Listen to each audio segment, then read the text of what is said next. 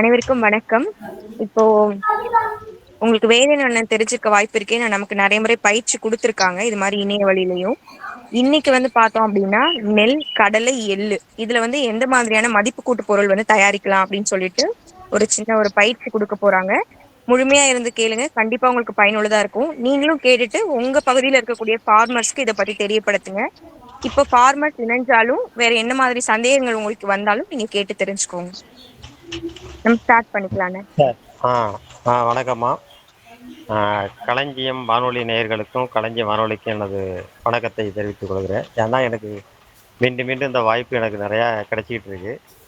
இதன் மூலயமா நிறைய விவசாயிகள் தொடர்புல இருக்கிறாங்க போது எனக்கு ரொம்ப மகிழ்ச்சியாக இருக்குது. அதுக்கு மீண்டும் ஒரு முறை களஞ்சியம் வானொலிக்கு நன்றி சொல்லிட்டு இன்னைக்கு என்ன பார்க்க போகிறோம்னா, அதாவது நம்ம கிட்ட உற்பத்தி செய்யக்கூடிய பொருட்களை எப்படி மதிப்பு கூட்டி விற்கலாம் அப்படிங்கிறதான் இதோட பயிற்சியோட நோக்கமே. இப்போ நிறையா விவசாயிங்க என்ன நினைக்கிறாங்கன்னா, மதிப்பு கூட்டுறதுன்னா நம்ம பெரிய லெவலில் ஒரு கம்பெனி ஆரம்பித்து அது மிஷினரி வாங்கி அது பாக்கெட்டு போட்டு அதை சந்தையில் கொண்டு அதை கடை கடையாக விற்கணும் அப்படிங்கிறதான் அவங்க நினைக்கிறாங்க. ஆனால் உண்மை அது அல்ல. ஏன்னா அதெல்லாம் நம்ம பெரிய முதலீடு போடணும். நம்ம பெருமடியான முதலீடு போடாமலேயே நம்ம கிட்ட இருக்கிற பொருட்களை மதிப்பு கூட்டி விற்கணும். அதான் கிட்டத்தட்ட பார்த்தீங்கன்னா இன்னைக்குள்ள நிலைமையில 50% லாபத்துக்கு நம்ம கிட்ட விளையக்கூடிய பொருளை நம்ம மதிப்பு கூட்டலாம். அந்த வகையில் எடுத்துட்டீங்கன்னா இன்னைக்கு பொதுவாக இப்போ நெல், எள்ளு, கடலை இதெல்லாம் அதிகமாக நம்ம நாகை மாவட்டத்தில் விளையக்கூடிய பொருள். இன்னும் மற்ற பொருளாக எடுத்தீங்கன்னா இப்போ தேங்காய், அது மாதிரி நம்மகிட்ட இருக்கிற காய்கறிகள் இது மாதிரி எல்லாத்தையுமே நம்ம மதிப்பு கூட்டலாம். எதுவுமே நம்ம எப்போ விலை குறைவா இருக்கோ அதை மதிப்பு கூட்டி விற்கிற போது அதுக்கான லாபத்தை நம்ம பார்க்க முடியும். அதான் உண்மை.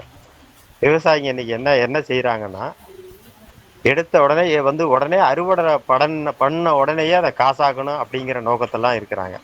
ஆனா இது மிகப்பெரிய தவறு. இப்படி எந்த விவசாயியும் நினைச்சாங்கன்னா நிச்சயமா லாபத்தோட இருக்கவும் முடியாது. லாபத்தை நம்ம பார்க்கவும் முடியாது.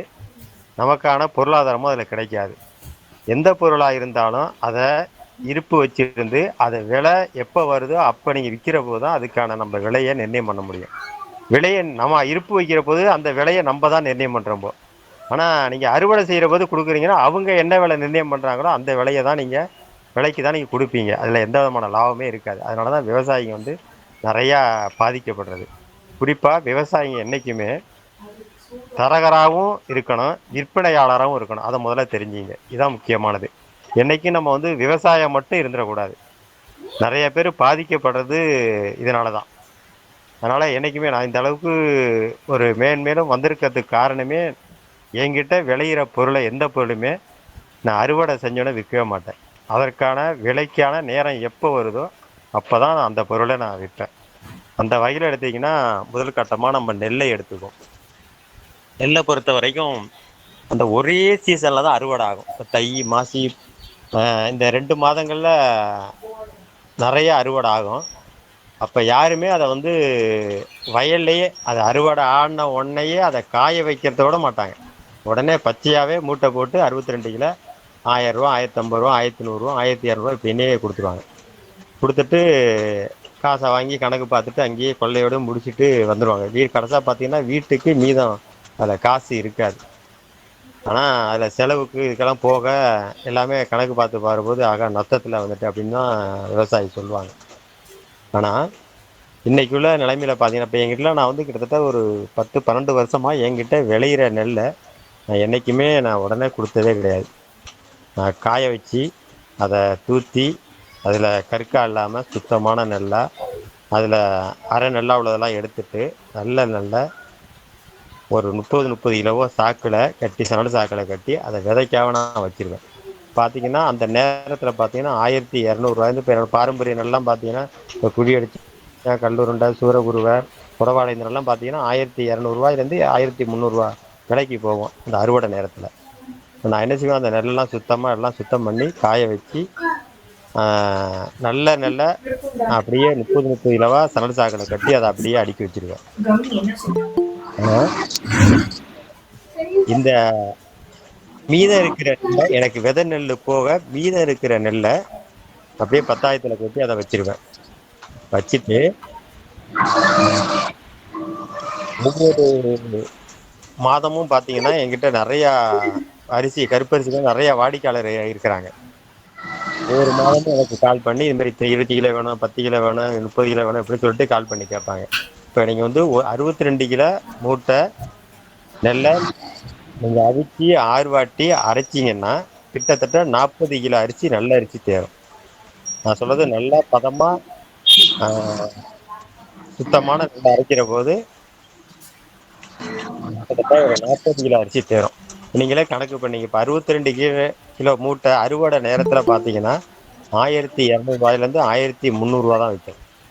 அதே நெல்ல நீங்க வந்து அவிச்சு, ஆர்வாட்டி அரிசியா மாத்தி நீங்க குடுக்குற போது, கிட்டத்தட்ட நான் வந்து இப்ப ரூ. 60ன்னு குடுத்துட்டுருக்கேன். இப்ப வெளியிலலாம் பார்த்தீங்கன்னா, இப்ப சென்னை, பெரிய பெரிய கோயம்புத்தூர் நகரங்கள்லாம் பார்த்தீங்கன்னா, கிட்டத்தட்ட ரூ. 80லேருந்து ரூ. 90 ரூ. 100 வரைக்குமே போகுது பாரம்பரிய அரிசி. இப்ப சாதாரண அரிசிய நான் சொல்றேன். இப்ப கருப்புகோணி, மாப்பிள சம்பா இதெல்லாம் எடுத்துட்டீங்கன்னா, கிட்டத்தட்ட ரூ. 160 ரூ. 170 இந்த விலைக்கு போகுது. இப்ப என்னோட அரிசிய நான் வீட்ல வந்து ரூ. 60ன்னு நான் குடுக்குறேன் அரைச்சு. ரூ. 60ன்னு குடுக்குற போதே பார்த்தீங்கன்னா, 4024 50% டபுள் மடங்கு இருக்கு. எனக்கு இடையில செலவு பார்த்தீங்கன்னா, ரூ. 150 தான் அதுல வரும். மீதம் எல்லாமே எங்களோட சொந்த உழைப்பா இருக்கும். இப்படி நான் ஒவ்வொரு நெல்லையுமே நான் இப்படிதான் மதிப்பு கூட்டி அரிசியா மாத்தி இப்படி குடுப்பேன். இது முதல் கட்டம். இது பார்த்தீங்கன்னா, கிட்டத்தட்ட எனக்கு ஒரு வருஷத்துக்கு ஒரு 12லேருந்து ஒரு 15 மூட்டை வரைக்குமே எனக்கு அரிசி ஆக்கி நான் குடுத்துருவேன். 2வது இதுல நான் என்னோட சாப்பாட்டுக்கும் நாங்க தேவையானத அதுல எடுத்துக்குவோங்க. இதுக்காக நாங்க போய் கடையில போய் அரிசி வாங்கி இது பணத்தை விரயம் பண்ணி நம்ம குடுத்து வாங்குறது கிடையாது. இது 1. 2வது நான் சொன்னேன்ல சுத்தமான நெல்ல கருக்கால எல்லா விவசாயிகளுமே செய்யுது.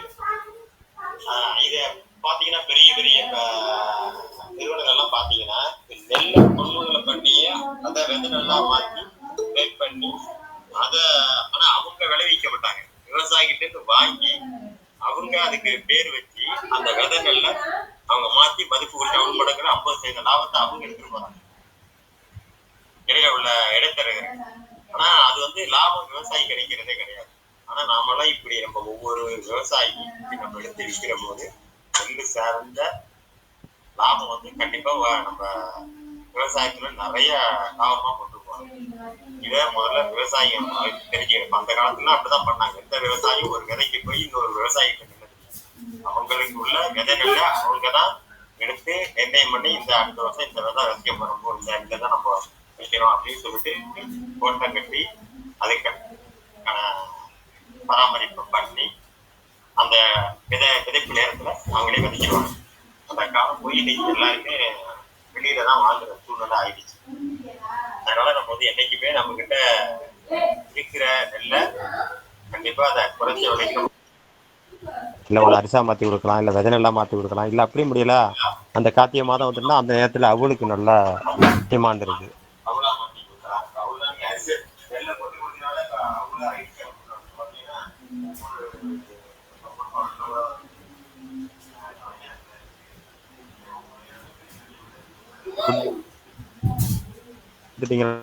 நீங்க பாக்கெட் போட்டு அவ்வளவு மாத்தி கொடுத்தீங்கன்னா கிட்டத்தட்ட 60% லாபம் இருக்கும். இதெல்லாம் நம்ம அந்த நேரத்துக்கு அப்பப்ப சூழ்நிலைக்கு தகுந்தாற் போல நம்ம மாத்திக்கலாம். குறிப்பா எடுத்தீங்கன்னா மற்ற பொருளை மாதிரி சீக்கிரம் நெல்லெல்லாம் கெட்டு போற பொருளே கிடையாது. நெல்லை பொறுத்த வரைக்கும் நீங்க எவ்வளவு நாள் இந்த வருஷத்து நெல் கூட அடுத்த வருஷத்து சாப்பாட்டுக்கு நீங்க கொடுத்துக்கலாம். நெல்லை பொறுத்த வரைக்கும் கிட்டத்தட்ட இந்த வருஷத்து நெல் அடுத்த வருஷத்துக்கு நீங்க சாப்பிட போதுதான் அதோட ருசி அவ்வளவு நல்லா இருக்கும். நீங்க புது நெல்லா சாப்பிடுற போது அதோட தன்மை ருசியோட தன்மை குறைவா இருக்கும். அந்த நாடு இருக்க இருக்க அதோட நெல்லோட தன்மை நல்லா தவிடு அந்த அரிசியோட தன்மை எல்லாமே மாறி மறுபது தான் அதோட டேஸ்ட் நல்லா இருக்கும். அதனால நம்ம வந்து நெல்லை பொறுத்த வரைக்கும் நம்ம இருப்பு இருந்துட்டு மீதப்பட்டு வருத்தப்பட வேண்டியதில்லை. நீங்க போதுமானதை இருப்பு வச்சுட்டு இப்போ விதை நெல் கிட்டத்தட்ட ஒரு 60% ஓடிட்டு மீத 40% நம்ம கிட்ட நெல் தங்கி போயிடுச்சு அப்படின்னு நீங்க வருத்தப்பட வேண்டியது.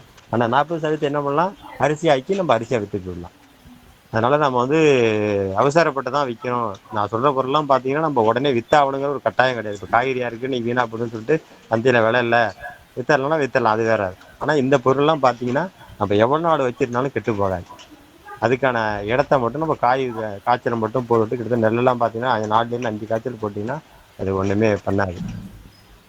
அதுக்கு அடுத்தது பார்த்தீங்கன்னா இதில் குறிப்பாக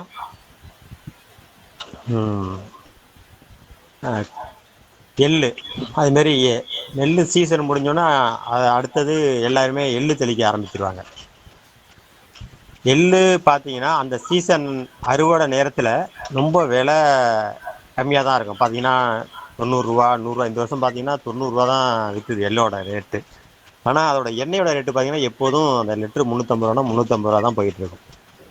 அது இல்லாமல் நம்ம விவசாயம் என்ன செய்கிறாங்கன்னா அந்த உடனே அதை அறுவடை பண்ணி முடித்த உடனே அதை விற்றுறணும், உடனே காசு ஆய்க்கணும் அப்படின்னு சொல்லிட்டு எல்லாம் எல்லாமே விற்றுருவாங்க.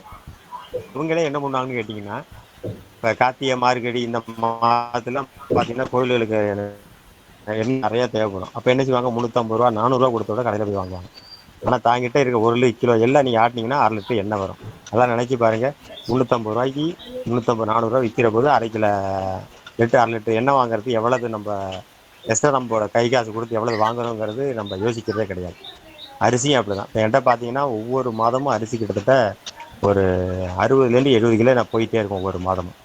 பார்த்தீங்கன்னா நிறையா விவசாயிங்க இப்போ மதுரைக்கு அனுப்புகிறேன், நாகப்பட்டினம் அனுப்புகிறேன், காரைக்கால் அனுப்புகிறேன், பாண்டிச்சேரி அனுப்புகிறேன். இப்போ அன்னைக்கு ஒரு விவசாயி சேலத்துலேருந்து கூப்பிட்டு கேட்குறாரு, திண்டுக்கல்ல ஒருத்தர் கேட்குறாரு. அது மாதிரி நம்ம வந்து அரிசி ஆக்கி நம்ம பிரபலம் அதை அதை பற்றி நம்ம விளம்பரப்படுத்தணும். இப்போ குழுக்கள்லையோ இல்லை குழு உறுப்பினர்கிட்டையோ ஒவ்வொரு நபர்கிட்டையும் இந்தமாரி நம்மகிட்ட அரிசி இருக்குது, இந்த அரிசி இருக்குது, இதை சாப்பிட்டு பாருங்கள் அப்படின்னு சொல்லிட்டு நம்ம 1 கிலோ 2 கிலோ விரும்பணும். ஆரம்ப கட்டத்தில் பார்த்தீங்கன்னா கொஞ்சம் சிரமமாக தான் இருக்கும். கிட்டத்தட்ட ஒரு வருஷம் 2 வருஷம் ரொம்ப போராடி தான் நம்ம அதுக்கு அடுத்த கட்டத்துக்கு கொண்டு போகிறது கஷ்டமாக தான் இருக்கும். ஆனால் கொண்டு போயிட்டீங்கன்னு வச்சுக்கலாம், நீங்கள் அப்புறம் ஒன்றுமே செய்ய வேண்டாம். நீங்கள் அவளுங்க கூப்பிட கேட்க உங்களுக்கு கொடுக்கவே முடியாது. அதுமாரி நிலைமை உருவாயிடும். ஆரம்பத்தில் ரொம்ப கஷ்டப்பட்டேன் அரிசி விற்கிறதுக்கு. என்கிட்ட உள்ள அதை ஒரு ஏரியாவிட்ட என்கிட்ட இருக்குது, 5 கிலோ இருக்குது, 10 கிலோ இருக்குது, வாங்கிட்டு போங்க, சாப்பிட்டு பாருங்கள் எப்படின்னு பார்த்துட்டு என்கிட்ட அப்புறம் சொல்லுங்கள் அப்படின்னு சொல்லி ஒவ்வொருத்தராக கொண்டு போய்ட்டு என்னால் இன்றைக்கி அரிசியை கொடுக்க முடியும். அதேமாதிரி சூழ்நிலை இன்றைக்கி உருவாயிடுச்சு. இப்போ கூட நம்ம வந்து என்னென்னா முக்கியமாக என்ன தெரிஞ்சுக்கணுன்னா நம்மக்கிட்ட என்னென்ன பொருள் இருக்குங்கிறத மற்றவங்களுக்கு தெரியப்படுத்தணும். அதான் முக்கியமானது. நீங்கள் வீட்டுக்குள்ளேயே வச்சுக்கிட்டு என்கிட்ட அரிசி இருக்க விற்கலையே, நெல் இருக்க விற்கல, எள் இருக்க விற்கலைன்னா அதுக்கான பயன்பாடே கிடையாது. நம்ம மக்கள்கிட்ட 4 இடத்துக்கு வெளியில் நீங்கள் ஒரு கூட்டத்துக்கு போகிறீங்க அப்படின்னா நீங்கள் என்ன செய்யணும், அங்கே 1 கிலோ பாக்கெட் அங்கே எடுத்துகிட்டு போயிட்டு என்னோட கருப்பரிசி இருக்குது ஏதோ ஒரு ஸ்டாலில் போட்டு கடை போட்டு நீங்கள் அது கொடுத்து பாருங்கள். உடனே ஃபோன் நம்பரை கொடுத்துட்டு வந்துடுங்க. அவர் சாப்பிட்டு பார்த்து மறுநாளே ஒரு 4 நாள் உங்களுக்கு ஃபோன் அடிப்பார், எனக்கு 10 கிலோ கொடுங்க அப்படின்னு சொல்லிட்டு. இப்படி தான் நம்மளை வந்து பிரபலப்படுத்திக்கணும். இப்போ 2 குழு கூட்டம் நடக்குது, குழுக்களில் உங்கள்கிட்ட இருக்க பொருளை அங்கே எடுத்துகிட்டு போங்க. குழு உறுப்பினர்கிட்ட கொண்டு போயிட்டு இந்த பொருள் இருக்குது, இதை வாங்கிங்க, இது நல்லாயிருக்கும், என்கிட்ட சொந்தமாக விளைஞ்ச பொருள் அப்படின்னு உங்கள்கிட்ட விளம்பரப்படுத்துங்க. இந்த குழுக்களில் போயிட்டு சொல்கிற போது அவங்க 4 பேருக்கு அவங்க தெரியப்படுத்துவாங்க. அவங்க என்ன பண்ணுவாங்க, நீங்கள் என்ன அடுத்தது நீங்கள் அவங்க மூலயமா அதுக்கு அவங்க 4 குழுக்கு 4 பேர்கிட்ட சொல்லுவாங்க. இப்படியே நீங்கள் கொண்டு போனால் மட்டும்தான் நம்மகிட்ட இருக்கிற பொருளை நம்ம மதிப்பு கூட்டி விற்க முடியும். அதனாலாம் பார்த்தீங்கன்னா இந்த பஞ்சாயத்தில் பார்த்தீங்கன்னா என்னோட பொருளும் அதிகமாக வரும். அவங்க பார்த்தீங்கன்னா எப்போ அவங்க கூப்பிட்டாலும் நான் கொண்டு கொடுப்பேன். ஒரு லிட்டர் நல்லெண்ணெய் கேட்டாலும் சரி, இது தேங்காய் எண்ணெய் கேட்டாலும் சரி, அரிசி கேட்டாலும் சரி, நாட்டு சக்கரை கேட்டாலும் சரி, இங்கே கொண்டு இடத்துல கொண்டு உடனே கொண்டு கொடுத்துருவேன். இப்போ என்னோட இதெல்லாம் பார்த்தீங்கன்னா ஒரு மாதத்துக்கு கிட்டத்தட்ட 50 லிட்டருக்கு மேலே நல்லெண்ணெய் மட்டுமே இங்கே வரும்.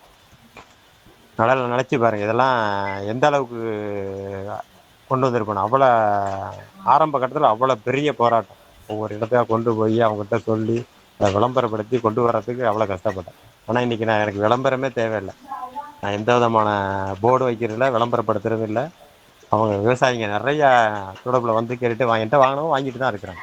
ஒரு வாடிக்கையாக கொண்டு என்னென்னா நம்ம கேட்டாங்கன்னா அந்த பொருளை கொண்டு அந்த டயத்தில் கொண்டு கொடுத்தேன். நான் அவங்கள்ட்ட கொடுத்துட்டிங்கன்னா உங்கள் மேலே நம்பிக்கை வந்துச்சு. கண்டிப்பாக இவங்க ஃபோன் அடிச்சுட்டா நம்ம வீட்டுக்கு கொண்டாந்து கொடுத்துருவாங்க, இவங்ககிட்ட வாங்கினா நம்ம பொருள் நம்பிக்கையாக இருக்கும். நம்ம கொடுக்குற போது தரமான பொருளாக இருக்கணும். அதை முக்கியமாக பார்த்துக்கணும். என்றைக்குமே நீங்கள் மற்றவங்ககிட்ட பொருளை வாங்கி விட நீங்கள் அதை மதிப்பு கூட்டி விற்கலாம்.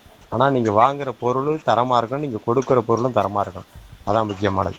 உங்கள் மேலே நம்பிக்கை வந்துட்டுன்னா அதை யாராலையுமே மாற்ற முடியாது. இதுதான் முக்கியமாக. இதை புரிஞ்சிட்டிங்கன்னா நம்ம ஈஸியாக நம்மகிட்ட விளையிற பொருளை லாபகரமாக கொண்டு போயிடலாம். அடுத்தது எள் பார்த்தீங்கன்னா நம்ம அறுவடை நேரத்தில் எப்போதுமே விலை கம்மியாக தான் விற்கும். ஆனால் பார்த்தீங்கன்னா இப்போ கார்த்திகை மார்கழி தை மாசி இந்த 4 மாதமும் எள்ளோட விலை உச்சத்துக்கு போடும், எண்ணெயோட விலையும் உச்சத்துக்கு போடும். ஆனால் எண்ணெய் வந்து இந்த தை மாசியில் உள்ள எண்ணெய் ரேட்டு நிர்ணயம் பண்ணுறாங்களோ அந்த 12 மாதமும் அதே விலை தான் விற்கும். என்றைக்கும் எள்ளு விலை குறைஞ்சிட்டுங்கிறத எண்ணெய் விலை குறையாது. எண்ணெய் எப்போதுமே ஒரே விலையாக தான் இருக்கும். ஆனால் நம்ம என்ன செய்வோம், போய் அதுக்கு எடுத்தாலும் போய் இருக்கிற எண்ணெய் கொடுத்துட்டு போய் கடையில் போய் தான் நம்ம எண்ணெயை வாங்கி சாப்பிடுவோம் எண்ணெயை பயன்படுத்தும்போது. ஆனால் நம்ம வந்து அதை அதுக்கான இதுக்கே போகக்கூடாது. நம்ம என்ன செய்யணும்னா, நம்மக்கிட்ட விளையிற எள்ளு இருக்குன்னா உடனே வீட்டில் அதை ஸ்டாக் வச்சுருங்க. வச்சுட்டு அதுக்கு எப்போ டிமாண்ட் வருதோ அப்போ கொடுங்க. இல்லை நீங்கள் அப்பப்போ எண்ணெயை ஆட்டி அதை கொஞ்சம் கொஞ்சமாக கொடுத்துட்டு வாங்க, தெரியப்படுத்துங்க. இதுமாதிரி என்கிட்ட எண்ணெய் இருக்குது, நல்லெண்ணெய் இருக்குது, எங்கிட்ட விளைஞ்ச பொருள், ரசாயன உரம் போடாது, பூச்சிக்கொல்லி அடிக்காது அப்படின்னு சொல்லி நீங்கள் சொல்லியே தாராளமாக நீங்கள் விற்கலாம். அந்த விற்பனை வாய்ப்பை நீங்கள் ஈஸியாக மக்கள்கிட்ட கொண்டு வந்துட்டீங்கன்னா இந்த பிரச்சனையே இருக்காது. எந்த எள்ளுலாம் எடுத்துட்டிங்கன்னா 1 கிலோ எள்ளு ஆட்டுனீங்கன்னா 1/2 லிட்டரு நல்லெண்ணெய் வரும். நீங்களே யோசிச்சு பாருங்கள். 100 ரூபா அந்த சீசனில் எள்ளு 100 ரூபா விற்கும். 1 கிலோ எள்ளோட விலை 100 ரூபா. அதை நீங்கள் எண்ணெயாக மாற்றினீங்கன்னா கிட்டத்தட்ட 170 ரூபா வரைக்கும் விலை போகுது. 1 கிலோவிலேயே கிட்டத்தட்ட 50 ரூபா லாபம் இருக்கும். நீங்கள் 1 கிலோ எள்ளு நீங்கள் மதிப்பு கூட்டின பொழுது நிச்சயமாக 50 ரூபா குறையாமல் இருக்கும். மீதை நீங்கள் எண்ணெய் புண்ணாக்கு எடுத்தீங்கன்னா 1/2 கிலோ புண்ணாக்கு வரும். புண்ணாக்கு கூட நீங்கள் எடுத்தீங்கன்னா சரி ஆட்டு கூலி வடது 20 ரூபா 5 ரூபா வாங்குறாங்க, 20 ரூபா வாங்குறாங்கன்னா அதை கணக்கு பண்ணிவிட்டு அதில் புண்ணாக்கில் போயிடும். மீதம் இருக்கிற நமக்கு லாபம் தான். குறைஞ்சது நீங்கள் ஒரு மாதம் ஒரு 50 லிட்டர் எண்ணெய் விற்றா கூட எங்கேயே போயிடலாம். நம்ம எல்லா பொருளையும் ஒவ்வொன்றுலையும் அதை அடுத்த கட்டத்துக்கு நம்ம கொண்டு போகணும்.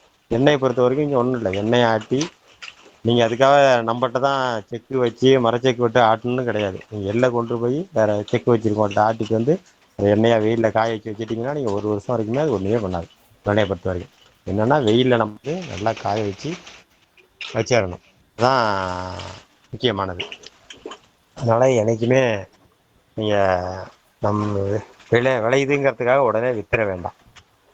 அடுத்தது இப்போ எள்ளு பார்த்தீங்கன்னா எண்ணெய்க்கு மட்டும் இல்லை, எள்ளு உருண்டை பண்ணுறாங்க, எள்ளு பொடி. இப்போ எள்ளு பொடியெல்லாம் பார்த்தீங்கன்னா இப்போ இட்லி பொடிக்கெல்லாம் இப்போ சரிக்கு சமமாக கடலைப்பருப்பு எள்ளு ரெண்டுமே கலந்து சரி விகிதத்தில் அதில் இஞ்சி பூண்டு மிளகு இதெல்லாம் சேர்த்து அரைச்சி தண்ணி விடாமல் பொடியாக மட்டும் அரைச்சிட்டிங்கன்னா அதையே நீங்கள் பாக்கெட்டு போட்டு நம்ம விற்கலாம். அதெல்லாம் நீங்கள் விற்கிற போது கிட்டத்தட்ட 60% அதில் லாபம் இருக்கும். நம்ம ஒன்றும் இல்லை, நம்ம ஒவ்வொரு குழுவிலையும் போய் நீங்கள் மக்கள்கிட்ட இதுமாரி ஒரு சின்ன 10 பாக்கெட் கொஞ்சம் கொஞ்சமாக போடுங்க. ஆரம்ப கட்டத்தில் நீங்கள் பெரிய லெவலில் போய் நான் 100 பாக்கெட்டை போட்டு கடையை தீட்டு வந்து திரும்ப விற்க முடியாமல் கிடக்கு அப்படின்னு நீங்கள் பார்க்க வேண்டியது. ஆரம்ப கட்டத்தில் ஒரு 10 பாக்கெட்டு போடுங்க, அதை விளம்பரப்படுத்துங்க. அவங்க அப்புறம் எத்தனை பாக்கெட் கேட்குறாங்களோ அதுக்கு தகுந்த மாதிரி போட்டு கொடுங்க. நல்லா செய்யலாம். இதெல்லாம் நிறையா எள்ளை பொறுத்த வரைக்கும் அவ்வளவு. அதுக்கு பொறுத்த வரைக்கும் நல்லெண்ணெயை பொறுத்த வரைக்கும் 1/2 லிட்டரில் பாட்டிலாக போட்டுங்க. ஏன்னா 1/2 லிட்டர் தான் அதிகமாக ஓடும். அதனால் 1/2 லிட்டர் பாட்டில் வாங்கிங்க, தனியாக சொந்தமாக பாட்டில் வாங்கிங்க, பாட்டு மூடி லாக் மூடி வாங்கிங்க. பாட்டில் வாங்கும்போது என்னைக்கும் நல்லா பாரி உள்ளது வந்து டிக்டாக் பாட்டில் பார்த்தாலே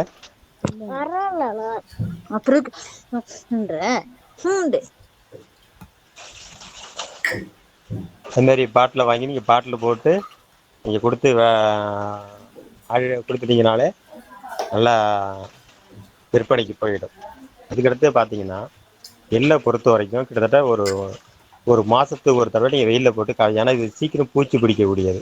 அதனால் ஒரு மாதத்துக்கு ஒரு தடவை வெயிலில் காய்ச்ச போட்டுட்டு திரும்ப எடுத்து சாக்கில் வச்சு சணல் சாக்கில் வைக்கணும். எந்த பொருளாக இருந்தாலும் நம்ம பொருளை சணல் சாக்கில் வைக்கிற போது அது சீக்கிரம் கெட்டு போகாது. அதனால் என்றைக்குமே நம்ம வந்து அதை பராமரிக்கிறது முக்கியமானது.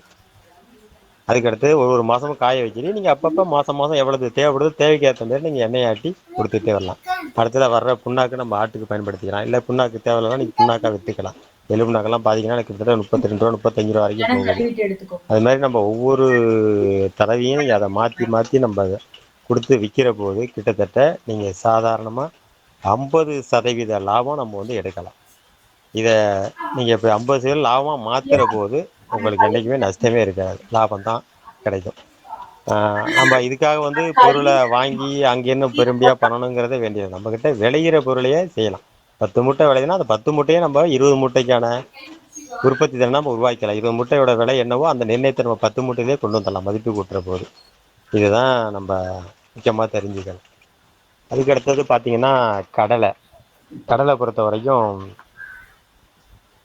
கூடுமான வரைக்கும் என்னென்னு கேட்டிங்கன்னா அந்த சீசன் தான். இப்போ கார்த்திகை மார்கழி தை இப்போ இது 3மே எடுத்துட்டிங்கன்னா பெரும்பாலும் அந்த கார்த்திகை மார்கழி தை மாசி இந்த சீசனுக்குள்ளேயே அதை முடிஞ்சிடும். ஒரு 5-6 மாதத்துக்குள்ளேயே அறுவடை முடியாதுடும். அடுத்தடுத்து நெல்லும் கடலை எள் இது எல்லாமே இது எப்போதுமே இந்த மாதத்தில் விலை குறைவா தான் கிடைக்கும்.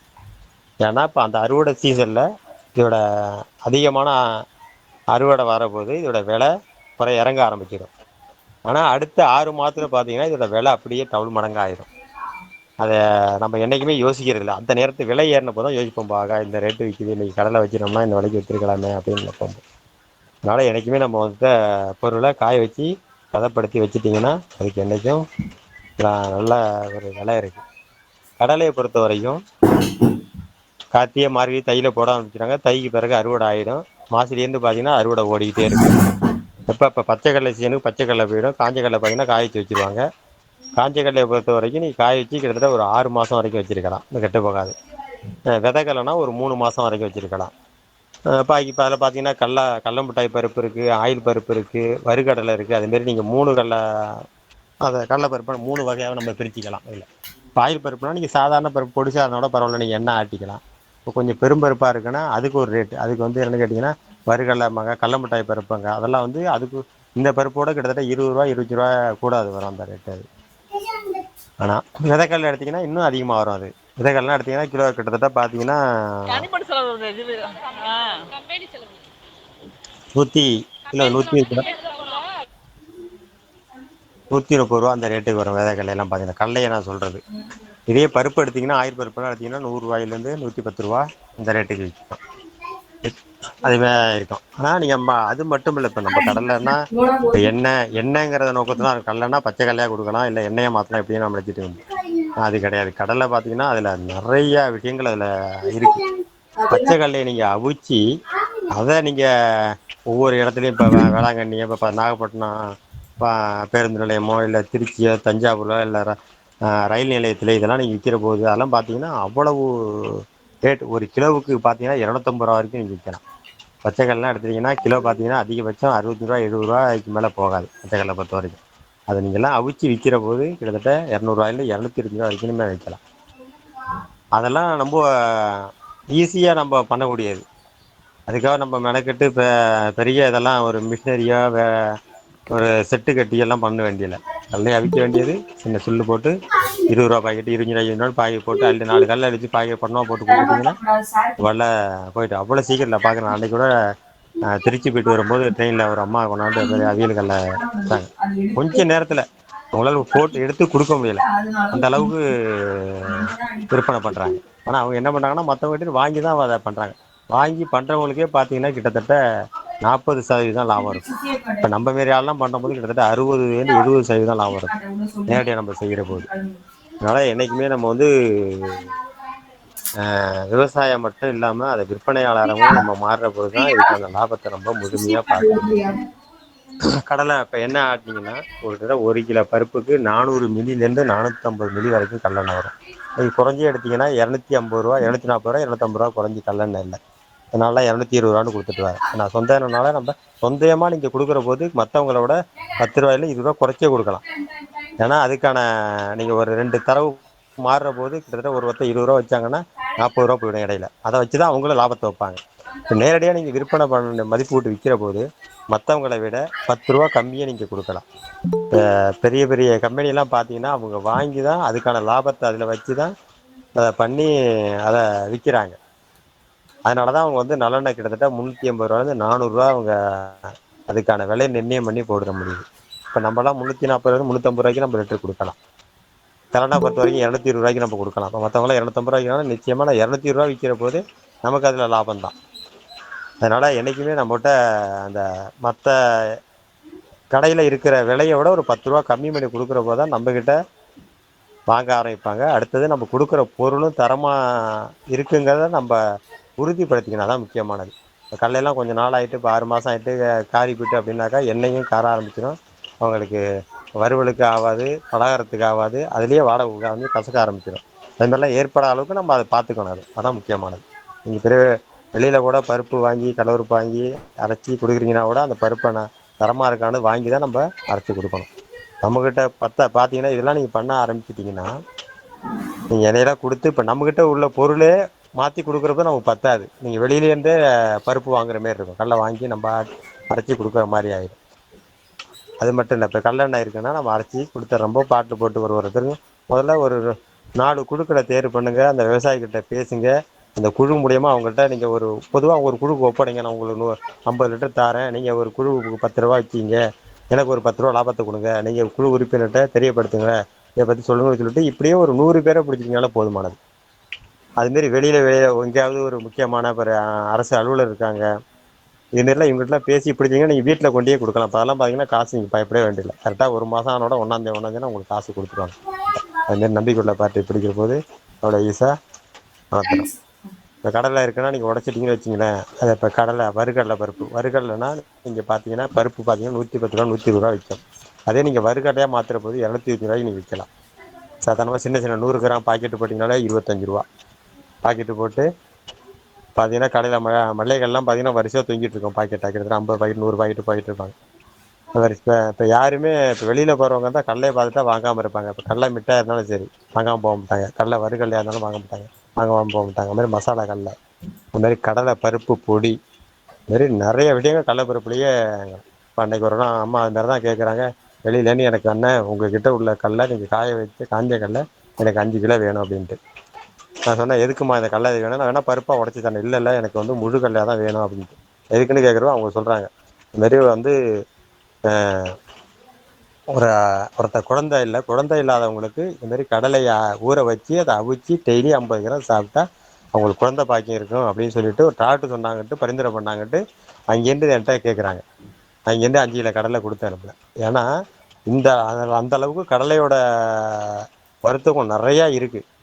மக்கள் மத்தியில் நிறையா இப்போ தெரிய ஆரம்பிச்சிட்டு எல்லாமே சுத்தமான பொருள், அதை வந்து எந்த விதமான ரசாயன உரமும் பூச்சிக்கொல்லியும் அடிக்காமல் இருக்கிற பொருளை விரும்பி சாப்பிட்ற மக்கள் நிறையா மாற ஆரம்பிச்சிட்டாங்க.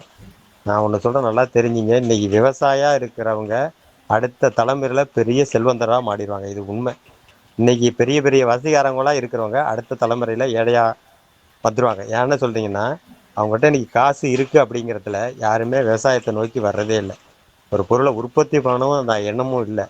ஆனால் அவங்க இருக்கிற காசை வச்சு நம்ம வாங்கணும், நம்ம காசு இருக்குது எதனால் வாங்கிக்கலாம் அப்படிங்கிற சூழ்நிலையிலேயே காசை கொடுத்து வாங்கிட்டே போயிடுவாங்க. ஆனால் ஒரு கட்டத்தில் அவங்களால என்ன பண்ண முடியும்? உற்பத்தி பண்ண முடியாது.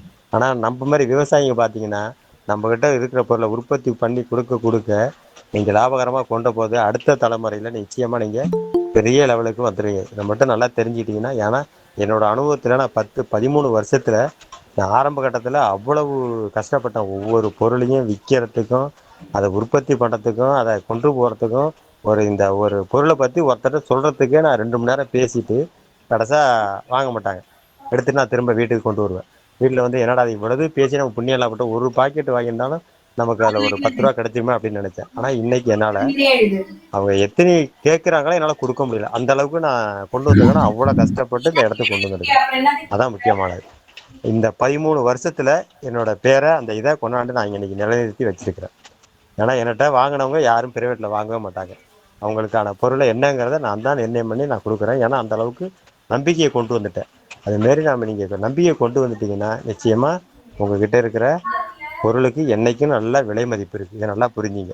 ஏன்னா நம்மக்கிட்ட இருக்கிற பொருளையே நீங்கள் கடையில் வாங்கக்கூடாது. முக்கியமாக அதான் தெரிஞ்சுக்கணும். நம்ம உற்பத்தி செஞ்சு நம்ம பொருளை கொடுத்துட்டு மீண்டும் போய் நம்ம கடையில் வாங்குற போது நம்மளோட லாபம் கிட்டத்தட்ட 60-70% அதில் போயிடும். நம்ம காசை விரயம் பண்ணி தான் நம்ம கொடுக்குறோம். ஒவ்வொரு பொருளையும் நீங்கள் கணக்கு போட்டு இதை பண்ணினீங்கன்னா நிச்சயமாக நம்மக்கிட்டே இருந்து கிட்டத்தட்ட பார்த்தீங்கன்னா 80% பொருள் நம்ம வெளியில் வாங்க வேண்டியதில்லை. 20% தான் நம்ம வாங்கணும். 20% நீங்கள் வாங்குற போது உங்ககிட்ட உள்ள லாபத்தில் கிட்டத்தட்ட பார்த்தீங்கன்னா ஒவ்வொரு பொருள் இருந்தும் 5-6% தான் உங்ககிட்ட அந்த 20%க்கான இது பொருளுக்கு காசு போகும். அப்படிங்கிற போது நீங்கள் கணக்கு போட்டு பார்த்தீங்கன்னா உங்ககிட்டேருந்து ₹1 கூட அந்த பொருளுக்கு போயிருக்காது. உங்ககிட்டேருந்து வரக்கூடிய லாபத்துலேருந்தா அது எக்ஸ்ட்ரா போயிருக்குமே தவிர உங்கள் உழைப்புலேருந்து வரக்கூடிய காசு உங்கள் முதல்லேருந்து போயிருக்காது. இதெல்லாம் கணக்கு போட்டு ஒவ்வொரு முறையும் நம்ம கணக்கு போடணும்.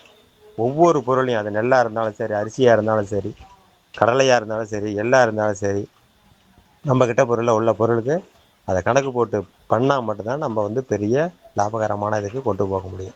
நான் ஆரம்ப கட்டத்தில் அது மாதிரி தான் நான் புண்ணாக்கு வியாபாரம் ஆரம்பிக்கும் போது கிட்டத்தட்ட ஒரு 15 வருஷத்துக்கு முன்னாடி எங்கிட்ட அப்போ 15 ஆடு இருந்தது. ஆட்டுக்கு புண்ணாக்கு வெளியிலேருந்து வாங்கிட்டு இருந்தேன். கிட்டத்தட்ட மாதம் பார்த்தீங்கன்னா ஒரு 2000 அப்போ உள்ள ரேட்டுக்கு 2000 2700 ரூபாய்க்கு நான் வாங்கினேன். இன்னைக்கு கிட்டத்தட்ட மாதம் பார்த்தீங்கன்னா 6000 ரூபாயிலேருந்து 7000 ரூபாய்க்கு நான் புண்ணாக்கு வாங்கணும். அன்னைக்கு ஒரு சின்ன ஒரு இதான் எடுத்தேன். இங்கேருந்து ஆலங்குடி மில்ல இருந்து இப்போ இங்கேருந்து லோக்கல் ஆட்டுறலேருந்து புண்ணாக்கெல்லாம் இறக்குமதி பண்ணி ஒரு வாரத்துக்கு 2 மூட்டை 3 மூட்டை தான் எனக்கு ஓடிட்டு இருக்கும். 2 கிலோ 3 கிலோ இப்படி தான் கொடுத்துட்டு வந்துட்டு இருந்தேன். அந்த புண்ணாக்கில் கிடைக்கிற லாபம் எனக்கு ஆட்டுக்கு அது புண்ணாக்கு ஆனது. இப்படி நினச்சி ஆரம்ப கட்டத்தில் கொஞ்சம் கொஞ்சமாக கொண்டு வந்து இன்னைக்கு பார்த்தீங்கன்னா எனக்கு ஒரு வாரத்துக்கு கிட்டத்தட்ட 20லேருந்து 25 மூட்டை புண்ணாக்கு மட்டுமே ஓடுது. இன்னைக்கு எனக்கு ஆட்டுக்கு கிட்டத்தட்ட 6000லேருந்து 7000 ரூபாய்க்கு நான் புண்ணாக்கு போடுறேன். இதில் உள்ள லாபம் எனக்கு அதில் புண்ணாக்கில் போயிடுது. ஆனால் ஆட்டுக்காக நான் ₹1 கூட புண்ணாக்கு முதலீடு போடுறேன். இதேமாரி நீங்கள் யோசித்து ஒவ்வொரு பொருளையும் சுழற்சி முறையில் பண்ணீங்கன்னா நம்ம குடும்பத்தில் இருக்கிற முதலீடு வெளியில் போகாது. அதான் முக்கியமானது. நம்மக்கிட்ட ₹1,00,000 முதலீடு பண்ணியிருக்கோம்னா அந்த ₹1,00,000 நம்மக்கிட்ட எப்போதுமே இருக்கணும். இதுலேருந்து என்றைக்குமே நம்ம குறையிடக்கூடாது. அதுலேருந்து வரகிற லாபத்துலேருந்து தான் நம்மளுடைய பொருளாதாரம் ஓடிக்கிட்டே இருக்கணும். அடுத்த பொருள் வாங்க போக அப்படியே ஓடிக்கிட்டே இருக்கணும். இதான் முக்கியமானது. இப்படி நீங்கள் ஒவ்வொன்றையும் கணக்கு போட ஆரம்பிச்சிட்டிங்கனாலே நம்ம விவசாயி என்றைக்குமே அடுத்த கட்டத்தை நோக்கி போயிட்டு இருக்கும். அதுக்காக நம்ம வந்து என்னென்னா எடுத்தோடனே பெரிய முதலீடையும் போட்டு பண்ணிடக்கூடாது. பெரிய ஒரு செட்டு போடுறேன், ஒரு கம்பெனி ஆரம்பிக்கிறேன், ஒரு செக்கை போடுறேன், இது மூலயமா ஆட்டி தான் நான் விற்கணும் அப்படிங்கிற போகக்கூடாது. முதல் கட்டமாக நம்ம இருக்கிற பொருளை அது வேறு இடத்துல கொண்டு போயினாலும் அது எண்ணெயாக மாற்றிட்டு வந்து நம்மக்கிட்ட அதுக்கான இதை போட்டு விற்கிற போது தான் நம்ம லாபகரமாக கொண்டு போக முடியும். அதுக்கான ஒரு கட்டம் வர்றது நிச்சயமாக நீங்களே போடலாம். அதுக்கான ஒரு தேவை இருக்குது. ஒரு மாதம் கிட்டத்தட்ட ஒரு 500 லிட்டர் என்னால் எண்ணெய் கொடுக்க முடியலை அப்படிங்கிற போது அன்னைக்கு நீங்கள் செக்கு போட்டு அதுக்கான கரண்ட்டுக்குள்ளே அதோட ஆளு கூலி இப்படிலாம் கணக்கு பண்ணுற போது ஒரு மாதம் இவ்வளவு கிடைக்குது அப்படின்னா தான் அன்னைக்கு தான் நம்ம செய்ய முடியும். எடுத்தோடனே பெரிய லெவலில் போட்டிங்கன்னா பண்ணவே கண்டிப்பாக முடியாது. இப்போ பார்த்தீங்கன்னா கடலை வறுகல்ல பார்த்தீங்கன்னா ஒன்றுமே அதில் பெரிய ஒரு இதே கிடையாது. ஒரு சாதாரண ஒரு 1500 2000 இருந்தாலும் போதும் மூலதன பொருள். நீங்கள் அன்னைக்கு 10 கிலோ கடலையை மட்டும் வாங்கிட்டு கடலையை பருப்பை வறுத்துக்கிட்டு மழை காலங்கள்லாம் பார்த்தீங்கன்னா விரும்பி சாப்பிடக்கூடிய பொருள் வறுக்கடலை. அவ்வளவு இதாக ஓடும். எனக்கு தெரிஞ்சு இப்போ நானே என்ன பண்ணேன் வறுக்கிறதோட நான் வறுக்கிறது கிடையாது. மொத்தமாக யாராவது வெளியில் கேட்டாங்கன்னா 2 கிலோ 2 கிலோன்னு கேட்பாங்க. மொத்தமாக எடுத்துகிட்டு போய் 20 கிலோ தோப்புகளில் இருக்குது அவங்கள்ட்டே கொடுத்து கிலோவுக்கு ₹30 வாங்கிக்குவாங்க வறுக்கிறதுக்கு. நான் வாடிக்கையாக வறுக்கிறதுனால எனக்கு ₹20 ₹25 தான் போடுவார். வறுத்து 2 பாக்கெட்டு போட்டு அனுப்பி விட்டுருவேன். இது மாதிரி நம்ம வந்து பார்த்துக்கணும். நம்ம அதுக்கு தகுந்த மாதிரி அதுக்காக நம்மகிட்ட எல்லாத்தையும் அந்த மிஷினரிலேருந்து எல்லாம் கொண்டு வரணுங்க நம்ம பெரிய லெவலில் ஆசைப்படக்கூடாது. அதில் குறைவான லாபம் கிடைச்சா விட நம்ம அதை சார்ந்த மிஷினரிக்கெலாம் நம்ம வேறு தான் நாடி போகணும். எல்லாத்தையும் நம்ம வச்சுக்கணும் அப்படிங்கிற அப்படி பண்ணிங்கன்னா நம்ம முதலீடு பெரும்படியாக இப்போ நம்ம பேங்கில் லோன் வாங்கிங்க லோனு கட்ட முடியாமல் போகும். அப்புறம் இங்கே மிஷினரி ஓடாது. அப்புறம் கரண்ட் பில்லு கட்ட முடியாது, ஆள் கூலி கொடுக்க முடியாது, அப்புறம் லோனு கட்ட முடியாது. இப்படியே போய்கிட்டே இருக்கும். அதனால் நம்மளோட நோக்கம் என்னென்னா நம்ம பொருளாதாரத்தை பெருக்கிட்டே இருக்கணும். அதை வந்துக்கிட்டே இருக்கணும். அதுக்கான ஒரு இடம் வந்த பிறகு தான் நம்ம அடுத்த கட்டத்துக்கே அதை மாறணும். அதான் முக்கியமானது. இப்போ கடல மிட்டாய் எடுத்திங்கன்னா இப்போலாம் கடல மிட்டாய்னு போகிறபோது மிஷினரிக்கு தான் நம்ம போயாகணும். ஆரம்ப கட்டத்தில் நம்ம சாதாரண பண்ணணுன்னா கடலை பருப்பு, நாட்டு சர்க்கரை, ஏலக்காய் இதுமாரி போட்டு கலந்து இப்போ அதை பற்றி உங்களுக்கு விரிவாக சொன்னால் நிறையா கடல மிட்டாயை பற்றி அது நிறையா போகும். அது விளக்கம் நிறையா இருக்குது. அந்த லெவலுக்கு போனால் இன்னும் நல்லா பயிற்சி எடுக்கணும். அதுமாரி பயிற்சி தேவைன்னா கண்டிப்பாக சொல்லுங்கள். அதெல்லாம் பார்த்தீங்கன்னா ஒரு 6 நாள் பயிற்சி எல்லாம் போய் எடுக்கிற போது இந்த பயிற்சி மூலம் நிறைய கற்றுக்கிட்டு அதை சார்ந்து நம்ம மிஷினரி போட்டு அதெல்லாம் மிஷினரி பார்த்தீங்கன்னா ஒரு ₹5,00,000 இருந்தால் தான் கடல மிட்டாய்க்கெல்லாம் நம்ம போகலாம். அதுக்கு அடுத்த கட்டத்துக்கு உருண்டை கடல மிட்டாய் கையால் பிடிச்சி போட தான் நம்ம சிம்பிளாக பண்ணலாம். இந்த காலத்தில் என்னென்னு கேட்டிங்கன்னா உருண்டை கடல மிட்டாய்ங்கிறது கொஞ்சம் சிரமம். ஏன்னா சீக்கிரம் சவுத்து போடும். அதுக்கான பேக்கிங் நம்ம போட முடியாது, ரொம்ப போட்டு விற்க முடியாது. கொஞ்சம் கொஞ்சம் தான் போட்டு விற்கிறான். அதனால் கடல மிட்டாய் போகிற போது அதுக்கான மூலதனம் பார்த்தீங்கன்னா குறைஞ்சது ஒரு மிஷினரிலே ஆரம்பிச்சிங்கனால ₹5,00,000 தேவைப்படும். ஆனால் அதுக்கான தேவைகளை நம்ம விற்பனை வாய்ப்பை நிறைய படுத்திட்டா அதை நம்ம போட்டு பண்ணலாம். ஆனால் இதுவெல்லாம் நீங்கள் வறுகடலை, மசாலா கடலை, எண்ணெய் இதெல்லாம் நீங்கள் கடையில் கொடுத்துக்கிட்டு வரபோது நிறையா நீங்கள் வாய்ப்பை உருவாக்கிட்டீங்கன்னா நம்மளே என்ன செய்யலாம் கம்பெனியில் கொடுத்து நம்ம பேர்லேயே அதை கடல மிட்டாய் போட்டு பாக்கெட்டு போட்டு நம்ம கடை போட ஆரம்பிக்கலாம். ஆரம்ப கட்டத்துக்கு அடுத்த கட்டத்துக்கு போகிற போது அதுக்கான மிஷினரி சார்ந்து நம்ம போகலாம். அப்படி போகிறப்போ தான் நம்ம லாபகரமாக நம்ம கொண்டு போக முடியும். அதுமாரி கடலை பருப்பு பொடி, கடலை பருப்பு இருக்குது பார்த்தீங்களா பொடி, அதில் மிளகு பூண்டு இதெல்லாம் போட்டு பொடி அரைச்சிங்கன்னா அவ்வளோ சூப்பராக இருக்கும். இட்லி பொடி, தோசை பொடி, பழைய சோத்துக்கு இதெல்லாம் யாருமே ஒரு ஸ்டெப்பு எடுக்கிறதே கிடையாது. குறிப்பாக நான் என்ன சொல்கிறேன்னா நீங்கள் விற்பனைக்குன்னே போக வேணாம். குறைஞ்சி நம்ம சுற்று வட்டாரத்தை குறைஞ்ச ஒரு 20-25 பேரை தேர்வு பண்ணால் அவங்கள்ட்ட நம்ம விளம்பரப்படுத்துங்க முதல்ல. இதெல்லாம் இப்போ சின்ன பள்ளிக்கூடத்து பிள்ளைங்களுக்கு காலையில் அது வேறு கொடுக்கறது மாரி பொடியாக தயார் பண்ணி ஒரு பாக்கெட்டு ₹10 பாக்கெட்டு, ₹5 பாக்கெட்டு, சின்ன சின்ன பாக்கெட்டாக பார்த்தீங்கன்னா ஷாம்பு இவ்வளோ ₹1 பாக்கெட்டு தான். நம்ம என்னைக்காவது நம்ம வீட்டில் இழுப்ப சரக்கை ஆட்டிவிட்டு அரைப்பை மிடலே விட்டு வந்துடும். அதை வாங்கிட்டே வரதில்லை. அது காசு இருக்கா என்னன்னோட நம்ம பார்க்குறது. ஆனால் கடையில் போய் என்ன செய்வோம் இன்னைக்கு ஷாம்பு போய் ₹1 நம்ம வாங்குறோம்போ. ஆனா ஷாம்பு விக்கிற கம்பெனிக்காரன் பெரிய கோடீஸ்வரனா இருக்கிறான். ஆனா ஷாம்பு வாங்கி நம்ம தேய்ச்சு முழுகுற நம்ம இன்னைக்கு ஏழையா தான் இருக்கிறோமோ. ஆனா என்னன்னா நம்ம கிட்ட இல்ல பொருளை இருக்கிற பொருளை நம்ம என்னைக்குமே அதை மதிக்கிறதே கிடையாது. இன்னைக்கு பாருங்க சீயக்காய்க்கு நம்ம பாக்கெட் என்ன பண்றோம், சீயக்காய் கடையில போய் தான் நம்ம வாங்கி தலை தேய்ச்சி குளிக்கிறோம். ஆனா ஒரு காலத்துல சீயக்காய் வந்து அரப்பு வந்து நம்ம வீட்டிலேயே இருக்கும். உள்ள அரப்பை தான் எண்ணெய் தேய்ச்சி போயிட்டு இந்த அரப்பை தான் ஆச்சு இடிச்சு அதை மாவாக்கி அதை தயார் பண்ணி வச்சிருந்தோம். நம்ம பயன்படுத்தணும். நம்ம யோசிக்கிறோம் ₹1 காசு ₹1 பாக்கெட் ஷாம்புனாவோட அந்த, ஆனா நம்ம நினைப்போம் அந்த ₹1 பாக்கெட் அவனுக்கு ஒருத்து இருக்குமா அப்படின்னுட்டு. ஆனா அவன் பல லட்சத்தை பாக்கெட்டு போட்டு பெரிய கோடீஸ்வரன் ஆக முடியுது. ஆனா அந்த நம்ம அந்த வாங்க ₹1 கொடுத்து வாங்க நம்ம ஏழையா தான் இருக்கிறோம். நம்ம ₹1 அலட்சியமா நினைக்கிறோம். ₹1 தானே போனா போயிட்டு போகுது அப்படின்னுட்டு. இப்படி நினைச்சு பாருங்களேன், ஒரு வாரத்துக்கு நீங்க 10 ஷாம்பு பாக்கெட் பயன்படுத்தீங்கன்னா ஒரு மாசத்துக்கு எவ்வளவுன்னு கணக்கு போட்டு பாருங்க. ஒரு வருஷத்துக்கு எவ்வளவுன்னு கணக்கு போட்டு பாருங்க. 5 வருஷத்துக்கு எவ்வளவு ஒரு மாசம் கணக்கு போட ஆரம்பிச்சீங்கன்னா அதை பயன்படுத்த ஆரம்பிக்க மாட்டீங்க. இந்த மாதிரி சின்ன சின்ன விடயங்கள் எல்லாத்தையுமே நீங்க பார்க்க ஆரம்பிச்சிட்டால ஒவ்வொரு இதுலயே இருந்து நம்ம வந்து ஆபத்தை கொண்டு போகணும் அப்படின்னு நம்ம முடிவுக்கு வந்துடும். அதனால என்னைக்குமே நம்ம கிட்ட இருக்கிற பொருளை மதிப்பு கூட்டத்துக்கு தெரிஞ்சுக்கணும். அது மட்டும் இல்லை, நம்ம வெளியில வாங்கக்கூடிய பொருளும் நம்மளோட காசு எவ்வளவு விரயம் ஆகுது அப்படிங்கிறத அன்னைக்கு எழுதி வைங்க. நம்ம கிட்ட அந்த பொருள் கூட இருக்கலாம், இருந்தாலும் நம்ம போய் அங்கதான் வாங்குவோம். இப்போ எடுத்துங்க, தோசை மாவு இருக்கு. நம்ம தோசை மாவு என்ன செய்வோம், கடையில் போய் பாக்கெட் ₹20 நினைப்போம். ₹20 பாக்கெட் தானே வாங்குறோமோ அப்படின்ட்டு. இப்போ 2 நாளைக்கு ஒரு பாக்கெட் வாங்குறீங்க. எடுத்துட்டீங்கன்னா இப்போ வாரத்துக்கு எத்தனை பாக்கெட் வருது, மாதம் எத்தனை பாக்கெட் நம்ம வாங்குறோம்போ அப்படின்னு கணக்கு போட்டு எழுதி வச்சு பாருங்க. நம்மளோட காசு எவ்வளவு போகுது அப்படின்ட்டு. அதே இது இன்னைக்கு ஒரு தடவை வாரத்துக்கு ஒரு தடவை நம்மகிட்ட அரிசி இருக்கும், உளுந்தோட வாங்கி வச்சிருப்பீங்க இருக்கும், மாவை அரைச்சி வச்சிங்கன்னா நம்ம 3 நாளைக்கு பயன்படுத்திக்கலாம். அந்த 3 நாளைக்கு நம்மகிட்ட அரைச்சி பயன்படுத்தணும், நம்மளோட காசு வெளியில போகாது, விரயம் ஆகாது. ஆனா அதே நீங்க ஒரு பாக்கெட் நீங்க நினைப்பீங்க ₹20 பாக்கெட் தானே, 2 நாளைக்கு தோசையை கொடுத்து ஊற்றலாம் அப்படின்னு. அதனால அந்த பொருள் இருந்து எவ்வளவு நமக்கு உடம்புக்கு எவ்வளவு பிரச்சனை இருக்கு, உடம்புக்கு ஏற்றுக்கொள்ள நமக்கு கெட்டு 90 நாளைக்கு கெட்டு போகாம ஒரு மாவு பாக்கெட்டை கொடுக்கணும், அதில் எவ்வளவு கெமிக்கல் கலப்பாங்க, என்னென்னலாம் கலந்து வைப்பாங்க அப்படின்னு நல்லா யோசிச்சு பார்த்தீங்கனாலே நம்ம அதுக்கு போக மாட்டோம். இதேமாரி ஒவ்வொரு விஷயத்திலையும் ஒவ்வொரு பொருளையும் நம்ம பண்ற போது நிச்சயமா நம்ம லாபகரமா கொண்டு போகலாம். நான் உதாரணத்துக்கு சொல்றது சின்ன, உங்கள்கிட்ட சின்ன சாதாரணமா சொல்றேன். இதுல உள்ள போய் பார்த்தீங்கன்னா நிறைய விஷயங்களை மாத்திக்கலாம். நான் இதெல்லாம் ஒவ்வொன்றும் எழுதி வச்சு ஆய்வு பண்ண பிறகு நான் பொருளை எல்லாத்தையுமே இன்னைக்கு கிட்டத்தட்ட 85லேருந்து 90% என்னோட பண்ணையிலே உருவாக்கிட்டேன். கோழியிலேருந்து, கோழி ஆரம்ப கட்டத்தில் பார்த்தீங்கன்னா குழந்தைங்களுக்கு நான் முட்டை வெளியில் வாங்கினேன், கணக்கு பண்ணேன். சரி இன்னைக்கு முட்டை கிட்டத்தட்ட ₹2 விற்றுது. அப்போ பார்த்தேன் முட்டை நம்ம டெய்லி ஒரு 4 முட்டை வாங்க வேண்டிய, 4 2 8 மாதம் எவ்வளவு அப்படின்னு சொல்லிட்டு மோட்டு 24 ₹240 முட்டைக்காவே 240 ₹300 நம்ம செலவழிக்க வேண்டியா இருக்குது அப்படின்னு சொல்லிட்டு அன்னைக்குள்ளது ஒரு 5 கோழியை வாங்கி விட்டேன். அது டெய்லி எனக்கு கிட்டத்தட்ட பார்த்தீங்கன்னா இன்னைக்கு ஒரு 16 வருஷம் ஆகுது. நான் கோழி முட்டை கடையில் வாங்கி 16 வருஷம் ஆகுது. எல்லாம் ஆச்சரியப்படுங்க. ஆனால் அந்த 16 வருஷத்தில் என்கிட்ட எனக்கு முதல்ல வாங்கினது 4 கோழி தான். என்கிட்ட இன்னைக்கு கிட்டத்தட்ட பார்த்தீங்கன்னா சராசரி 40 கோழி டெய்லி இருந்துகிட்டே இருக்கும். ஆனால் கோழிலேருந்து எனக்கு பார்த்தீங்கன்னா மாதம் மாதம் குறைஞ்சது ஒரு ₹4000லேருந்து ₹5000 வருமானம் வரும். அடுத்தது என் குழந்தைங்களுக்கு நான் கடையில் போய் முட்டை வாங்குறதில்ல, டெய்லி இதுலேருந்து வர்ற முட்டையை தான் நாங்கள் அவிச்சு சாப்பிட்றோங்க, குழம்பு பயன்படுத்திக்கிறோங்க. ரெண்டாவது இதோட கடை நினைச்சு பாருங்க, இதோட முட்டைக்காக நம்ம கடைக்கு செலவிடுற தொகை இதுலேருந்து நமக்கு மிச்சமாகவும் இருக்கு. அடுத்து நம்மகிட்ட மீதமுள்ள முட்டையா இருந்தாலும் கோழியா இருந்தாலும் விற்பனைக்கு போடுது, அது ஒரு லாபமா நமக்கு வந்துருது. இப்படி நம்ம ஒவ்வொரு பொருளையும் நீங்க யோசிக்க ஆரம்பிச்சிட்டீங்கன்னு வச்சுங்களேன், முதல்ல ஒரு பொருள்லேருந்து ஆரம்பிங்க. அதை எழுதி வைங்க. நம்ம எவ்வளவு வெளியில வாங்குறோம் ஒரு மாசத்துல, என்ன பொருள் அப்படிங்கிறத எழுதி வைங்க. அந்த மாத முடிவுல அதை கணக்கு பண்ணி பாருங்க.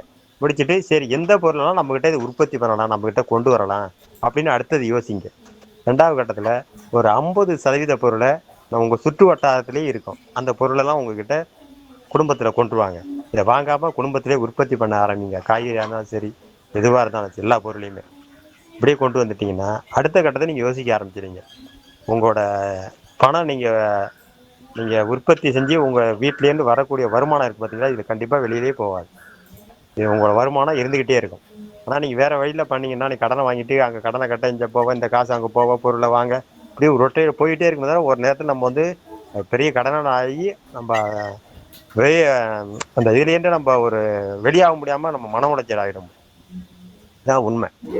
யாருமே நம்ம அது என்னன்னா, என்னை பொறுத்த வரைக்கும் பெரிய பணக்காரவங்க தான் இதை பண்ணலாம் அப்படின்னு கிடையாது. நம்ம கிட்ட சின்ன அன்னைக்கு கூலி விவசாயம் செய்கிறவங்கள கூலி வேலை செய்கிறவங்க கூட இதை நம்ம பின்பற்றலாம். நம்மக்கிட்ட எவ்வளவு நம்ம சம்பாதிக்கிறோமோ அந்த நம்மக்கிட்ட இருக்கிற தகுந்ததுக்கு வாழ ஆரம்பிச்சிட்டிங்கனாலே நீங்கள் பெரிய வெற்றியாளர் தான். நம்ம என்னன்னா 300 ரூபா சம்பாதிப்போம், 3000 ரூபா சம்பாதிப்பான்ட அவனை பார்த்தா நம்ம ஆசைப்படுவோம். 3000 ரூபாய்க்கு அவன் கார் வாங்கி ஓட்டுறான், இந்த பைக்கு வாங்கியிருக்கிறான், ஏசி வச்சிருக்கிறான், அதை பார்த்தா நம்ம வந்து ஆசைப்பட்டுட்டு நம்ம அவன் மாரி வாழணும் ஆசைப்படுவோம்.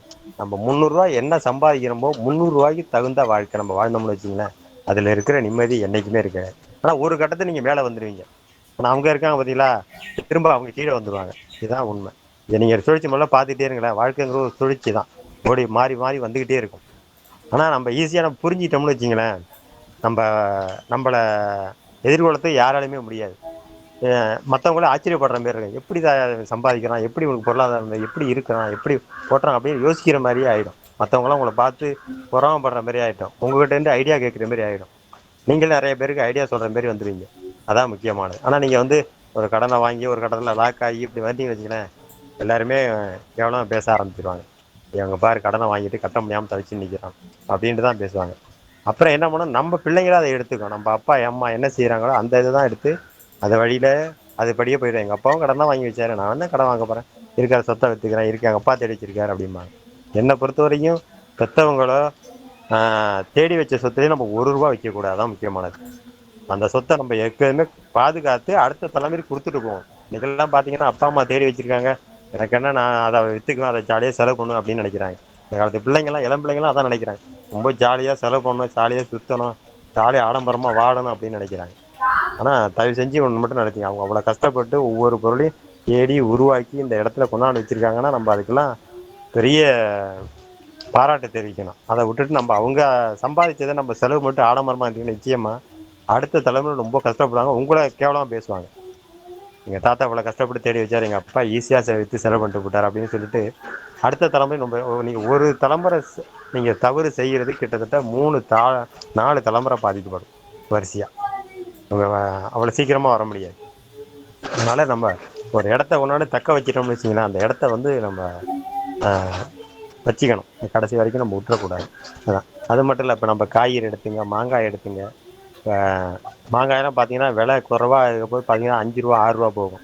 அந்த நேரம்லாம் பார்த்தீங்கன்னா நம்ம வெட்டி வத்தல் போட்டு வச்சிட்டிங்கன்னா இப்போ கார்த்திகை மார்கழிக்கெல்லாம் அதுக்கெல்லாம் நல்ல ரேட்டு, கிலோ 200 ரூபா போகும். பார்த்தீங்கன்னா வத்தல் போட்டிங்கன்னா இல்லை 20 ரூபா பாக்கெட்டு போட்டு கொடுங்க. இல்லை பெரிய பெரிய சூப்பர் மார்க்கெட்டும் மொத்தமாக கொடுங்க, கிட்டத்தட்ட 180 ரூபாய்க்கு எடுத்துவாங்க. நல்ல வத்தெல்லாம் சுத்தமாக போட்டி கொண்டிச்சு நீங்கள் மார்க்கெட்லேயே கொண்டு கொடுக்கலாம். நிறையா வாண்டட் இருக்குது. இந்த மாதிரி கொத்தரை வத்தை, அந்த மாதிரி தொம்புட்டி வத்தைகள்லாம் நிறையா இருக்குது. இந்த மாதிரி ஊறுகாய் பார்த்தீங்கன்னா நமக்குள்ள தேவைகளை சுட்டு வர்றதுல நம்மளே ஊறுகாய் போட்டு நம்மளே கொடுக்கலாம். சின்ன பாட்டிலில் போட்டு பாருங்கள், ஆச்சி ஊறுகாய்ட்டு எங்கேயோ போட்டு எப்பயோ போட்ட ஊறுகாய் நம்ம அதை விரும்பி வாங்கி சாப்பிட்றோம். ஆனால் நம்ம போட்டு நேரடியாக நம்ம மக்கள்கிட்ட கொடுக்கறதுக்கு முடியலை. இதெல்லாம் நம்ம வந்து யோசிக்கணும். இது ஒவ்வொருத்தரும் நம்ம ஒரு ஆள் மட்டும் யோசிச்சு பத்தாது. நம்ம கூடி ஒரு சுற்று வட்டாரத்தில் ஒரு குழு இருக்குதுன்னா 4 குழு இருக்குன்னா 100 பேர் இருக்காங்கன்னா அந்த 100 பேருக்குள்ளேயும் அந்த சிந்தனையை உருவாக்கணும் இந்த உறுப்பினர்கள்ட்ட. இதை பற்றி நிறைய விளக்கங்களை சொல்லணும். இதனால நம்ம காசு வெளியில நம்ம விரயம் பண்ணுறப்போ, இதனால நம்ம பாதிக்கப்படுறப்போ, இதனால நம்ம கடனாளியாக நம்ம வருமானத்தை பெருக்க இப்படியெல்லாம் வழி கொண்டு சொன்னால் மட்டும்தான் இதை நிச்சயமாக நம்ம லாபகரமாக இதில் கொண்டு போக முடியும். அது மட்டும் இல்லை பாருங்கள், அன்றைக்கி ஒரு மலேசியாவிலேருந்து எனக்கு ஃபோன் அடிச்சு கேட்குறாங்க, அண்ணன் உங்கள்கிட்ட தேன் இருக்காமல, எனக்கு தேன் வேணும், ஒரு லெட்டர் அனுப்பிவிடுங்க அப்படின்னு சொல்லிட்டு. சென்ற வாரம் ஒரு லெட்டர் அனுப்பிவிட்டு அது சிங்கப்பூருக்கு ஒருத்தருக்கு அனுப்பிவிட்டேன். அங்கேன்னு ஏன்னா நம்ம அந்த இடத்த பிடிச்சின்னு வச்சிங்களேன், நம்மளை அதுக்கான பேர் நம்ம வந்துட்டு போயிட்டே தான் இருக்கோம். அதில் அது நம்ம என்றைக்குமே ரெடியாக இருக்கணும் கொடுக்கறதுக்கு. நாளைக்கு பாண்டிச்சேரியிலேன்னு ஒருத்தர் கேட்குறாங்க, எனக்கு 1/2 லிட்டரு தேனை அனுப்பிவிடுங்க அப்படின்னு சொல்லிட்டு. ஏன்னா அவங்க ஊர்லேயே தேன் கிடைக்கும், இப்போ கடையில் வாங்கிடலாம். ஆனால் ஏன் நம்ம தேனை வாங்குறாரு, அந்த வாங்கிட்டு நமக்கான ஒரு பேரை அங்கே நம்ம நிர்ணயம் பண்ணிட்டோம். அதான் முக்கியமானது. பண்ணிட்டோம்னா அது கடைசி வரைக்குமே இப்போ பார்த்தீங்கன்னா இப்போ அரிசியோட அன்னைக்கு திண்டுக்கல்ல ஒருத்தர் அரிசி என்கிட்டேன்னு கேட்குறாரு. அவர் சொல்கிறார், அங்கே வந்து என்கிட்ட 50 ரூபாய் அரிசி கிடைக்குது, ஏன்னா நீங்கள் 60 ரூபா போடுறீங்க, இருந்தாலும் எனக்கு உங்கள் அரிசி தான் எனக்கு பிடிக்குது, எனக்கு நல்லா இருக்குது, நீங்கள் ரசாயன உரம் போடாமல் இயற்கையில் பண்ணியிருக்கீங்க அப்படின்னு அந்த நம்பிக்கையை வந்து அவர் வச்சுருக்கார். பக்கத்துலேயே குறைச்ச ரேட்டு கூட கிடைக்கும், ஆனால் இருந்தாலும் நம்மளோட பொருள் அது தரமானது அப்படின்னு அவங்களுக்கு ஆகிட்டுன்னு வச்சிங்களேன், உங்களை விடவே மாட்டாங்க. அதுதான் முக்கியமானது. அதனால் என்றைக்குமே நம்ம அந்த விவசாயிகள் ஒரு பக்கத்தில் இருக்கிறாங்கன்னா அந்த ஒரு கிராமத்துல என்னென்ன பொருள் விளையுது, என்ன பொருளுக்கு விலை இல்லை அப்படிங்கிறத நம்ம தெரிஞ்சுக்கணும். அதுக்கு தகுந்தாற் போல நம்மளை மாற்றிக்கணும். ஒரு இடத்துக்கு சந்தைக்கு கொண்டு போகிறோமோ, பொருளை கொண்டு போகிறோம்போ மொத்தமாக விற்க முடியலை, அதே சில்லறையை விற்று பாருங்கள், 5 ரூபா கூட வச்சு விற்கலாம். சில்லறை விற்கிறப்ப சீக்கிரம் விற்று வந்துடுங்க, மொத்தமாக கொடுக்கும்போது கொச்சா கேட்பான். அதுமாதிரி நம்ம வந்து ஒரு பொருளையும் அதுக்கான விலையும் நம்ம நிர்ணயம் பண்ணி விற்கிறோம். அதான் முக்கியமானது. நம்மக்கிட்ட இருக்கிற பொருளை என்னைக்கு நீங்கள் விலையை நம்ம நிர்ணயம் பண்ணும்போதோ அன்னைக்கு தான் அதுக்கான விலையை லாபத்தை நம்ம பார்க்க முடியும். ஆனால் அதுக்கு லாபத்தை பார்க்கணுன்னா கண்டிப்பாக நம்ம கொஞ்சம் இருப்பு வச்சா மட்டும்தான் முடியும். எந்த பொருளாக இருந்தாலும் சரி, இருப்பு வச்சு அதுக்கான விலை எப்போ வருதோ அந்த நேரத்துக்கு கொடுக்குற போது தான் அதுக்கான லாபத்தை நிச்சயமாக நம்ம பிடிக்க முடியும். அதனால் நம்ம என்றைக்குமே பொருளை உடனே விற்றாகணும், உடனே முடிக்கணுங்க நம்ம அவசரப்படவே கூடாது.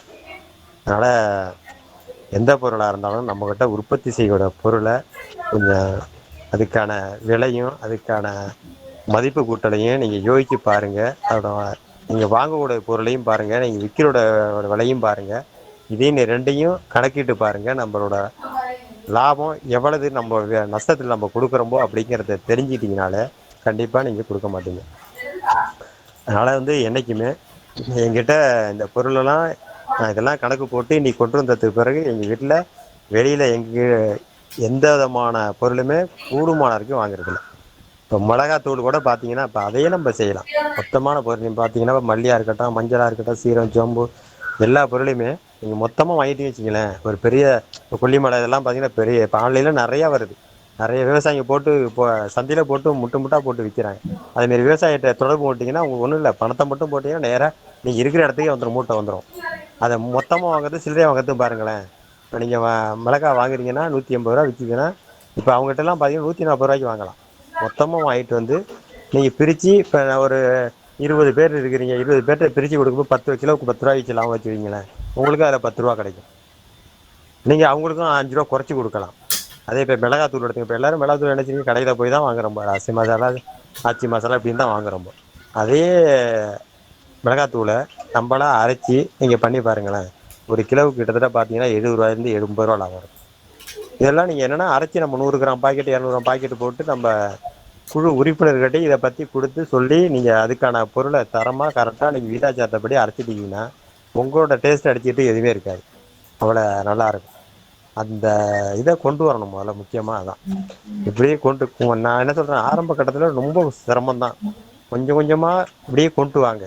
ஒரு கட்டத்தில் உங்களால் ஒன்றுமே பண்ண முடியாது, கொடுக்கவே முடியாது அந்த அதுக்கு போன பிறகு நீங்கள் அதுக்கு அடுத்த கட்டத்துக்கு நம்ம போகலாம். எதுக்குமே நம்ம எடுத்த உடனே பெரிய லெவலில் போகணும்னு ஆசைப்படுறது தான் முக்கியமானது. தொழிலில் பெரிய லெவலில் போகணும்னு ஆசைப்பட்டீங்கன்னா நிச்சயமாக இருக்கிறதையும் இழந்துவிட்டு தான் வாங்கின கடனை கட்ட முடியாமல் நம்ம ஒரு கட்டத்தில் லாக் ஆகி நிற்கிற மாரி. அப்போ தான் வெறுத்து போய் நம்ம எதுவுமே வேண்டாண்டா அப்படின்னு ஒரு சூழ்நிலைக்கு தள்ளப்பட்டுருவோம். அதுக்கு வந்து நம்ம முக்கியமாக நம்ம அப்பப்போ நம்ம ஒரு மாதத்துக்கு என்னென்ன செய்கிறது, என்ன பண்ணுறோம் அப்படிங்கிறத நம்ம கால்குலேட் பண்ணால் மட்டும்தான் இதில் நம்ம வெற்றி பெற முடியும். எல்லா விவசாயமும் நிறைய விவசாயிங்க பார்த்தீங்கன்னா எல்லா பொருளும் உற்பத்தி பண்ணுவாங்க. பார்த்தீங்கன்னா அதை வெளியிலேருந்து தான் வாங்குவாங்க. நம்மக்கிட்ட உற்பத்தி பண்ண பொருள் கடலையே எடுத்துங்களேன். கடையில் நம்ம என்ன செய்வோம், விற்கிறோம்போ திரும்ப போய் கடல மிட்டாய் 10 ரூபாய்க்கு தான் வாங்குறோம்போ. அந்த கடல மிட்டாய் தயார் பண்ணுறதுக்கான ஒரு 10 ரூபாய் கடல மிட்டாய் 3 ரூபா தான் செலவு வரும், 7 ரூபா லாபம் வரும் அதில் ஒரு 10 ரூபா கடல மிட்டாய். அதான் உண்மை. ஆனால் அது நமக்கு தெரியாது. நம்மக்கிட்ட இருக்கும் கடலையை கொடுத்துட்டு நம்ம கடல மிட்டாய் வாங்கிட்டு வரும்போது பாருங்கள் எவ்வளோ நம்ம பண்ணுறோம்போன்னு பாருங்கள். நமக்கு கண் தெரிஞ்சே அப்படி பண்ணுறோம்போ எல்லாம் என்ன பண்ணுறோம்போ எல்லை விற்று விட்டு திரும்ப எண்ணெயை வாங்குறோம்போ கிட்டத்தட்ட 1 கிலோ எள்ளில் நீங்கள் எண்ணெயை வாங்குற போது நம்மக்கிட்ட உள்ளது 70 ரூபாயில 75 ரூபா போகுது. அந்த இதை நம்ம புரிஞ்சுக்கிறதே கிடையாது. அதனால் நம்ம என்றைக்குமே நம்மக்கிட்ட உள்ள பொருளுக்கு நம்ம விலை நிர்ணயம் பண்ணுறதுக்கான ஒரு வாய்ப்பை ஏற்படுத்துங்க. இப்படி ஏற்படுத்திட்டிங்கன்னா நிச்சயமாக நல்ல லாபத்தில் கொண்டு போகலாம். இதில் யாரும் உங்களுக்கு சந்தேகங்கள் இருந்தால் நிறைய கேளுங்க. நான் நிறைய இன்னும் இப்போ நிறைய பொருள் இருக்குது, அதை பற்றி சொல்லிகிட்டே போயிட்டே இருக்கலாம். இன்றைக்கி உள்ள சூழ்நிலை விவசாயிங்கள்லாம் நிறையா இன்றைக்கி மழை நேரத்தினால எல்லாமே வேலையில் இருப்பாங்க, குறைஞ்ச விவசாயிங்க தான் வந்திருக்காங்கன்னு நினைக்கிறேன். அதனால் உங்கள் ஏரியாவில் என்னென்ன பொருள் விளையுது, அதை என்ன பண்ணலாம், அது எதுவும் சந்தேகங்கள் இருந்தால் என்கிட்ட கேளுங்க. எனக்கு தெரிஞ்சு தான் நான் நிறையா சொல்கிறேன். இணைப்பில் யாரும் கேள்வி கேட்கலாம்.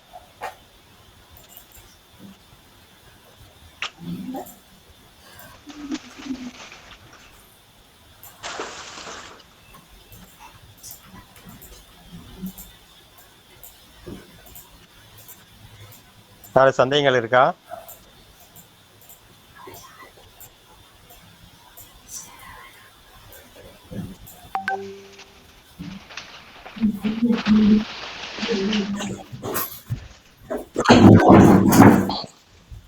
ஹலோ, கொஞ்சம் விவசாயி இருந்தாலும் கேளுங்க. நம்ம மாவட்டத்தில், நாகை மாவட்டத்தில் நிறைய பொருட்கள் இருக்கு, விளையுது. அதை சார்ந்து நம்ம நிறையா பண்ணலாம். யாருக்கும் எதுவும் சந்தேகங்கள் இருந்தா கேளுங்க. இப்போ நான் என்கிட்ட உள்ள இருக்கிற பொருளை பற்றி தான் நான் நிறையா சொல்லியிருக்கிறேன். இன்னும் நிறைய பொருள் இருக்கு என்கிட்ட. இப்போ நெய் எடுத்துட்டிங்கன்னா, இப்போ இன்னைக்கு சேலத்துலேருந்து ஒரு விவசாயி, சேலத்தில் பார்த்தீங்கன்னா அங்கே அதிகமாக நெய் இருக்கிற இடம் அங்கே. ஆனால் பார்த்தீங்கன்னா அங்கேருந்து ஒரு விவசாயி என்னகிட்ட ஃபோன் அடித்து கூப்பிட்டு எனக்கு 1 லிட்டரு நீங்கள் நெய் அனுப்பிவிடுங்க அப்படின்னு சொல்லி கேட்குறாங்க. ஏன்னா நான் எதுக்கு சொல்ல வரேன்னா, சில விவசாயிங்க அந்த ஊர்லேயே எல்லா பொருளுமே கிடைக்கும், இருந்தாலும் ஒருத்தர்கிட்ட வாங்கிட்டு அந்த பொருளோட தன்மை இதெல்லாம் தெரிஞ்சிட்டான்னு வச்சுங்களேன், அவங்கள விட மாட்டாங்க. நான் இங்கேருந்து கொடுத்து அனுப்பிவிடுறேன். அதுமாரி நம்ம வந்து என்றைக்குமே நம்மக்கிட்ட எந்த பொருள் இருக்கோ அதுக்கான ஒரு தரத்தை அதை நம்ம நிர்ணயம் பண்ணணும். விலையும் நம்ம தான் நிர்ணயம் பண்ணணும். அதை முக்கியமாக நல்லா தெரிஞ்சுங்க. நான் நெய் மட்டும் இல்லை, எல்லா பொருளுமே என்கிட்ட இருந்து நான் இந்த கோழி முட்டை எடுத்தீங்கன்னா டெய்லி கொடுக்க முடியல, அவ்வளோ இது கேட்குறாங்க. ஆனால் எனக்கு பொறுத்தீங்கன்னா எனக்கு நிர்ணயங்கிறது 40 கோழி தான் நிர்ணயம் பண்ணி வச்சிருக்கிறேன்.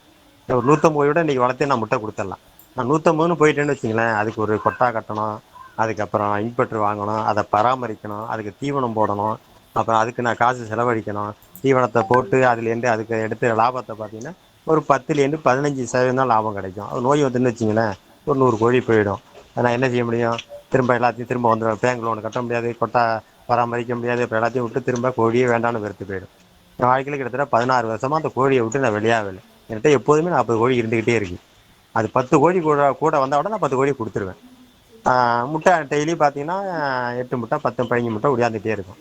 15 முட்டை எனக்கு வீட்டுக்கு போக கொடுத்துட்டே தான் வந்துட்டுருக்கேன். அது மட்டும் இல்லை, வருமானம் வராது, செலவுக்கு ஆகிடும், வீட்டுக்கு செலவுக்கு ஆகிடும். அது மாதிரி நம்ம ஒரு வித்தியாசமாக பண்ணணும். உங்களுக்கே தெரியும். இப்போ என்னை பொறுத்த வரைக்கும் என்கிட்ட உள்ள பொருளை சொல்கிறேன். உங்கள் ஏரியாவில் என்ன பொருள் இருக்கோ அது என்ன பொருள் நம்ம மதிப்பு கூட்டலாம், அதை மாற்றலாம் அப்படின்னு ஐடியா பண்ணிங்கனாலே நம்ம நிறைய மாற்றலாம். அதுமாரி நான் ஒரு தஞ்சாவூரில் ஒரு விவசாயி கிட்டத்தட்ட ஒரு 6 வருஷத்துக்கு முன்னாடி நான் பார்க்க போயிருந்தேன். அவர் பண்ணைக்கு அவர் பெரிய கரும்பு தோட்டம் வச்சிருக்கிறார். அந்த கரும்பு தோட்டத்தை பார்த்தோன்னே எனக்கு ஆசை வந்துட்டு அந்த விவசாயத்தை ரொம்ப நேரம் பேட்டி கண்டேன். சரியாக பேசிக்க முடியாது. அந்த பயிற்சி போன போது உடனே திரும்பி வந்துட்டு நம்பரை மட்டும் வாங்கிட்டு நான் வீட்டுக்கு வந்துட்டு அவர்கிட்ட தொடர்பு கொண்டேன். தொடர்பு கொண்ட போது அந்த விவசாயி பார்த்தீங்கன்னா, நான் கரும்பு தோட்டம் மட்டும் தான் வச்சிருக்காரு அப்படின்னு நினச்சிட்டு இருந்தேன். அந்த கரும்புலேருந்து வெல்லம், நாட்டு சக்கரை, இது எல்லாமே அவர் ஆளை வச்சு பிழிஞ்சி அதை பாவு காய்ச்சி அதை காய வச்சு பாக்கெட் போட்டு அனுப்புகிற இருந்தார். அன்னைக்கு அந்த விவசாயிட்டேன்னு நான் அவர் வந்து பார்த்தீங்கன்னா எல்லாமே இயற்கை, நேராக பார்த்தோம் உண்மையிலே இயற்கையிலே பண்ணி அங்கேருந்து எல்லாம் மூட்டை போட்டு ஒரு ஊருக்கும் கொடுத்துக்கிட்டு இருந்தார். அப்புறம் அவர்கிட்ட கேட்குற போது எனக்கே ஆச்சரியமா இருந்தது. நாட்டு சக்கரை அவராலேயே கொடுக்க முடியாமல் மற்ற விவசாயிலேருந்து வாங்கி அனுப்பிட்டே இருக்காரு. பார்த்தீங்கன்னா டெய்லி 4 மூட்டை 5 மூட்டை பார்சல் போயிட்டே இருக்கு, எல்லா மாவட்டத்தும் போகுது. அப்புறம் அவர்கிட்டேருந்து முதல்ல ஒரு மூட்டை எனக்கு அனுப்ப சொல்லியிருந்தேன். அதை வாங்கி சாப்பிட்டு பார்த்துட்டு அந்த அவ்வளோ நல்லா இருந்தது. அவர் சொன்ன மாதிரியே எனக்கு எனக்கு நல்லா திருப்தியாக இருந்தது. இன்ன வரைக்குமே நான் அவர்கிட்ட இன்னைக்கு நாட்டு சக்கரை போட்டுக்கிட்டே இருக்கேன், அனுப்பிட்டே இருக்கேன். எப்பெல்லாம் முடியுதோ வருதோ மூட்டை பாக்கெட்டாக சில்லரில் பாக்கெட்டு போட்டு 1 கிலோ பாக்கெட்டு 1/2 கிலோ பாக்கெட்டு இதே போட்டு அனுப்பிட்டே இருக்கேன். ஆனால் கடையில் பார்த்தீங்கன்னா 90 100 விற்கிறாங்க கிலோ. நான் இன்னைக்கு நாட்டு சக்கரை அரிசி வந்து 70 தான் கொடுக்குறேன். ஆனால் என்னால் அது அவர்கிட்ட வர வச்சு பாக்கெட்டு போட்டே நான் அந்த ரேட்டு கொடுக்க முடியுது. பாருங்கள் அவன் அதுலேருந்து எவ்வளோ வித்தியாசம் இருக்குன்னு. இப்போ என்கிட்ட வாங்கினவங்க வாங்கிட்டு தான் இருக்கிறாங்க. ஒரு மூட்டை எனக்கு வந்து 30 கிலோ மூட்டை வந்துன்னா 2 நாள் தான் எனக்கு முடிஞ்சிடும். நான் அதுக்காக ரொம்ப இறக்கி வச்சுட்டு நான் அதை பண்ணுறது கிடையாது. நாட்டு சக்கரைலாம் அதிகபட்சம் பார்த்தீங்கன்னா 1 மாதத்துக்கு மேலே வச்சிக்க முடியாது, சீக்கிரம் அதை வீணா போகிறேன். அதனால் நம்ம வந்து இதெல்லாம் அப்பப்போ நீங்கள் இறக்குற போது, இப்போ எங்கள் வீட்டுக்கு ஒரு மூட்டை இறக்குறேன்னா அதுலேருந்து கிடைக்கக்கூடிய லாபம் எனக்கு வீட்டுக்கு ஆயிடும். இப்போ நான் வெள்ளமே வாங்குறதே கிடையாது, நாட்டு சக்கரை அதில் உள்ள லாபத்தை நான் காப்பிக்கு பயன்படுத்திடுவேன். இப்படி தான் ஒவ்வொரு பொருளிலும் நம்ம அதுலேருந்து கிடைக்கிற லாபத்தை நம்ம செலவினத்தை குறைச்சிட்டிங்கன்னா நம்ம வீட்டுக்கான எல்லா செலவுமே குறைஞ்சிடும். நீங்கள் உற்பத்தி பண்ணுறோட பொருளோட லாபம் நம்ம வந்துக்கிட்டே இருக்கும். நீங்கள் நினைக்கிறத அதை சாதிக்கலாம். இதுதான் உண்மை. நம்ம ஒரு பொருளை வாங்குறோம்னா அதில் எவ்வளவு நம்ம பணம் நிர்ணயம் பண்ணுறோமோ, இதனால லாபம் எவ்வளவு நஷ்டம் எவ்வளவு அப்படின்னு நம்ம ஒவ்வொன்றையுமே அதை கணக்கு போட்டு பார்க்கணும். அதான் முக்கியமானது. யாரும் விவசாயம் கேள்வி கேட்குறீங்களா? கேட்டீங்கன்னா நல்லா இருக்கும்னு நினைச்சேன். நான் ரொம்ப நேரம் நானே பேசிக்கிட்டே. ஹலோ, வணக்கம் வணக்கங்க. வணக்கம்யா. வணக்கம்யா. அந்த அரிசியை பத்தி சொல்றோம் நீங்க, அப்புறம் ஒண்ணு சொல்றேன். நான் வந்து சிவகங்கை மாவட்டம் இடைக்காட்டூர். அண்ணா வணக்கம் வணக்கண்ணே. வணக்கம் வணக்கம். அரிசியை பத்தி ஆரம்பது என்னன்னா, இன்னைக்கு நிகழ்ச்சியை 4 மணிக்கே ஆரம்பிச்சாச்சுண்ணே. அப்படியா? Right right. ஆ, அது என்னன்னா இப்ப இன்னைக்கு மழை பெஞ்சதுனால 1/2 மணி நேரம் முன்னாடி ஆரம்பிச்சுட்டாங்க. இப்ப ஆரம்பத்திலேயே சொல்லிட்டேன்னே. அப்படியாண்ணே? சரிண்ணே சரி. அப்ப நான் தனியாக கேட்டுக்கிறேன். என்னன்னு கேட்டீங்கன்னா, இப்ப என்கிட்ட உள்ள நெல்லை வந்து சரிண்ணே விற்பனை பண்றதே உடனே குடுக்கறது கிடையாது. அறுவடை பண்ணிட்டேன்னா சரிண்ணே. அந்த நெல்லை சுத்தமா கற்கா நீக்கி சுத்தமாக்கி 30 கிலோ மூட்டையா விதை நெல்லா மாத்திருவேன். ஓ சரிண்ணே சரிண்ணே. விதை நெல்லா வச்சிருவேன். அப்புறம் மீதம் இருக்கிற நெல்லை என்ன பண்ணுவேன்னா சாப்பாட்டுக்கு வச்சிருவேன். ஆ ஆ. அப்ப அதுல சாப்பாட்டுக்கு பாத்தீங்கன்னா ஒரு வருஷத்துக்கு ஒரு 20 மூட்டை வைப்பேன். எனக்கு மட்டும் இல்ல சாப்பாடு, பொதுவா அரிசி ஆக்கிறதுக்கு. சரிண்ணே சரிண்ணே. இப்ப நான் நெல் அறுவடை பண்ற போது இப்ப 1200 இருந்து 1250 ரூபா தான் நெல் போகும் மூட்டை, 62 கிலோ மூட்டை. ஆமா. இப்ப நான் அது அரிசியா மாத்துற போது பாத்தீங்கன்னா ஒரு மூட்டைக்கு கிட்டத்தட்ட 38ல இருந்து 40 கிலோக்குள்ள அரிசி கிடைக்கும். ஆமா ஆமா. இப்ப 40 ரூபா நான் 60 ரூபா விக்கிறேன் அரிசி. இப்ப 4024 2400 ரூபாய்க்கு நான் வித்துருவேன். ஆ ஆ. கிட்டத்தட்ட பாத்தீங்கன்னா 40% எனக்கு லாபம் கிடைக்கும் இதுல. சரிண்ணே சரிண்ணே. இப்ப அரிசியா நான் மாத்தி கொடுக்குற போது, ஆனா இதெல்லாம் வந்து நான் வாங்குற போது எனக்கு குறைவா லாபம் இருக்கும். சரி இப்ப சரி. என்கிட்ட உள்ள பொருளை நான் அதை வந்து அரிசியா மாத்தி கொடுக்குற போது எனக்கு கிட்டத்தட்ட 40-45% எனக்கு லாபம் கிடைச்சிருது. நீங்க பாருங்களேன் இது பாருங்க. இது 10,000 பொருள் 10,000க்கு நான் வெளியில நெல் வாங்கி அதையும் நான் அரிசியா மாத்தி கொடுக்குறேன். அருமை அருமைண்ணே அருமை. அது வச்சா அப்புறம் விதை நெல் பாத்தீங்கன்னா நான் கிட்டத்தட்ட கிலோ 50 ரூபாய்க்கு தான் கொடுக்குறேன். சரிண்ணே சரிண்ணே. இப்ப 30 கிலோ சிப்பம் பாத்தீங்கன்னா 1500 ரூபாய்க்கு கொடுக்குறேன். எனக்கு இப்ப இந்த வருஷம் கிட்டத்தட்ட 15 மூட்டை வச்சிருந்தேன். சரிண்ணே. இப்ப அந்த நெல்லை என்னால வித்து முடிச்சு கொடுக்க முடியல. இன்னைக்கு டிமாண்ட் இருக்கு. இன்னும் விதை நெல் என்னால இருந்தா கொடுத்துருக்கலாம். அருமைண்ணே அருமைண்ணே. அதுல பாத்தீங்கன்னா 50% எனக்கு லாபம் கிடைக்குது. ஆ ஆ. இப்ப நான் என்கிட்ட வந்து ஒரு 20,000 ரூபாய், ஒரு 40,000 ரூபாய்க்கு தான் என்கிட்ட அந்த அறுவடை நேரத்துல எனக்கு இருக்குன்னு வச்சுங்களேன் என்னோட உற்பத்தி பொருள். சரிண்ணே. அதை வந்து நான் 1,20,000 ரூபாய்க்கு நான் என்னால மாத்த முடியுது. அருமை அருமை. ஆனா இதை வந்து விவசாயி நம்ம மாத்தினா மட்டும்தான் ஆ ஆ. நம்ம வந்து லாபகரமா கொண்டு போக முடியும். விவசாயி வெற்றியாளனாம ஆக முடியும், மாற முடியும்.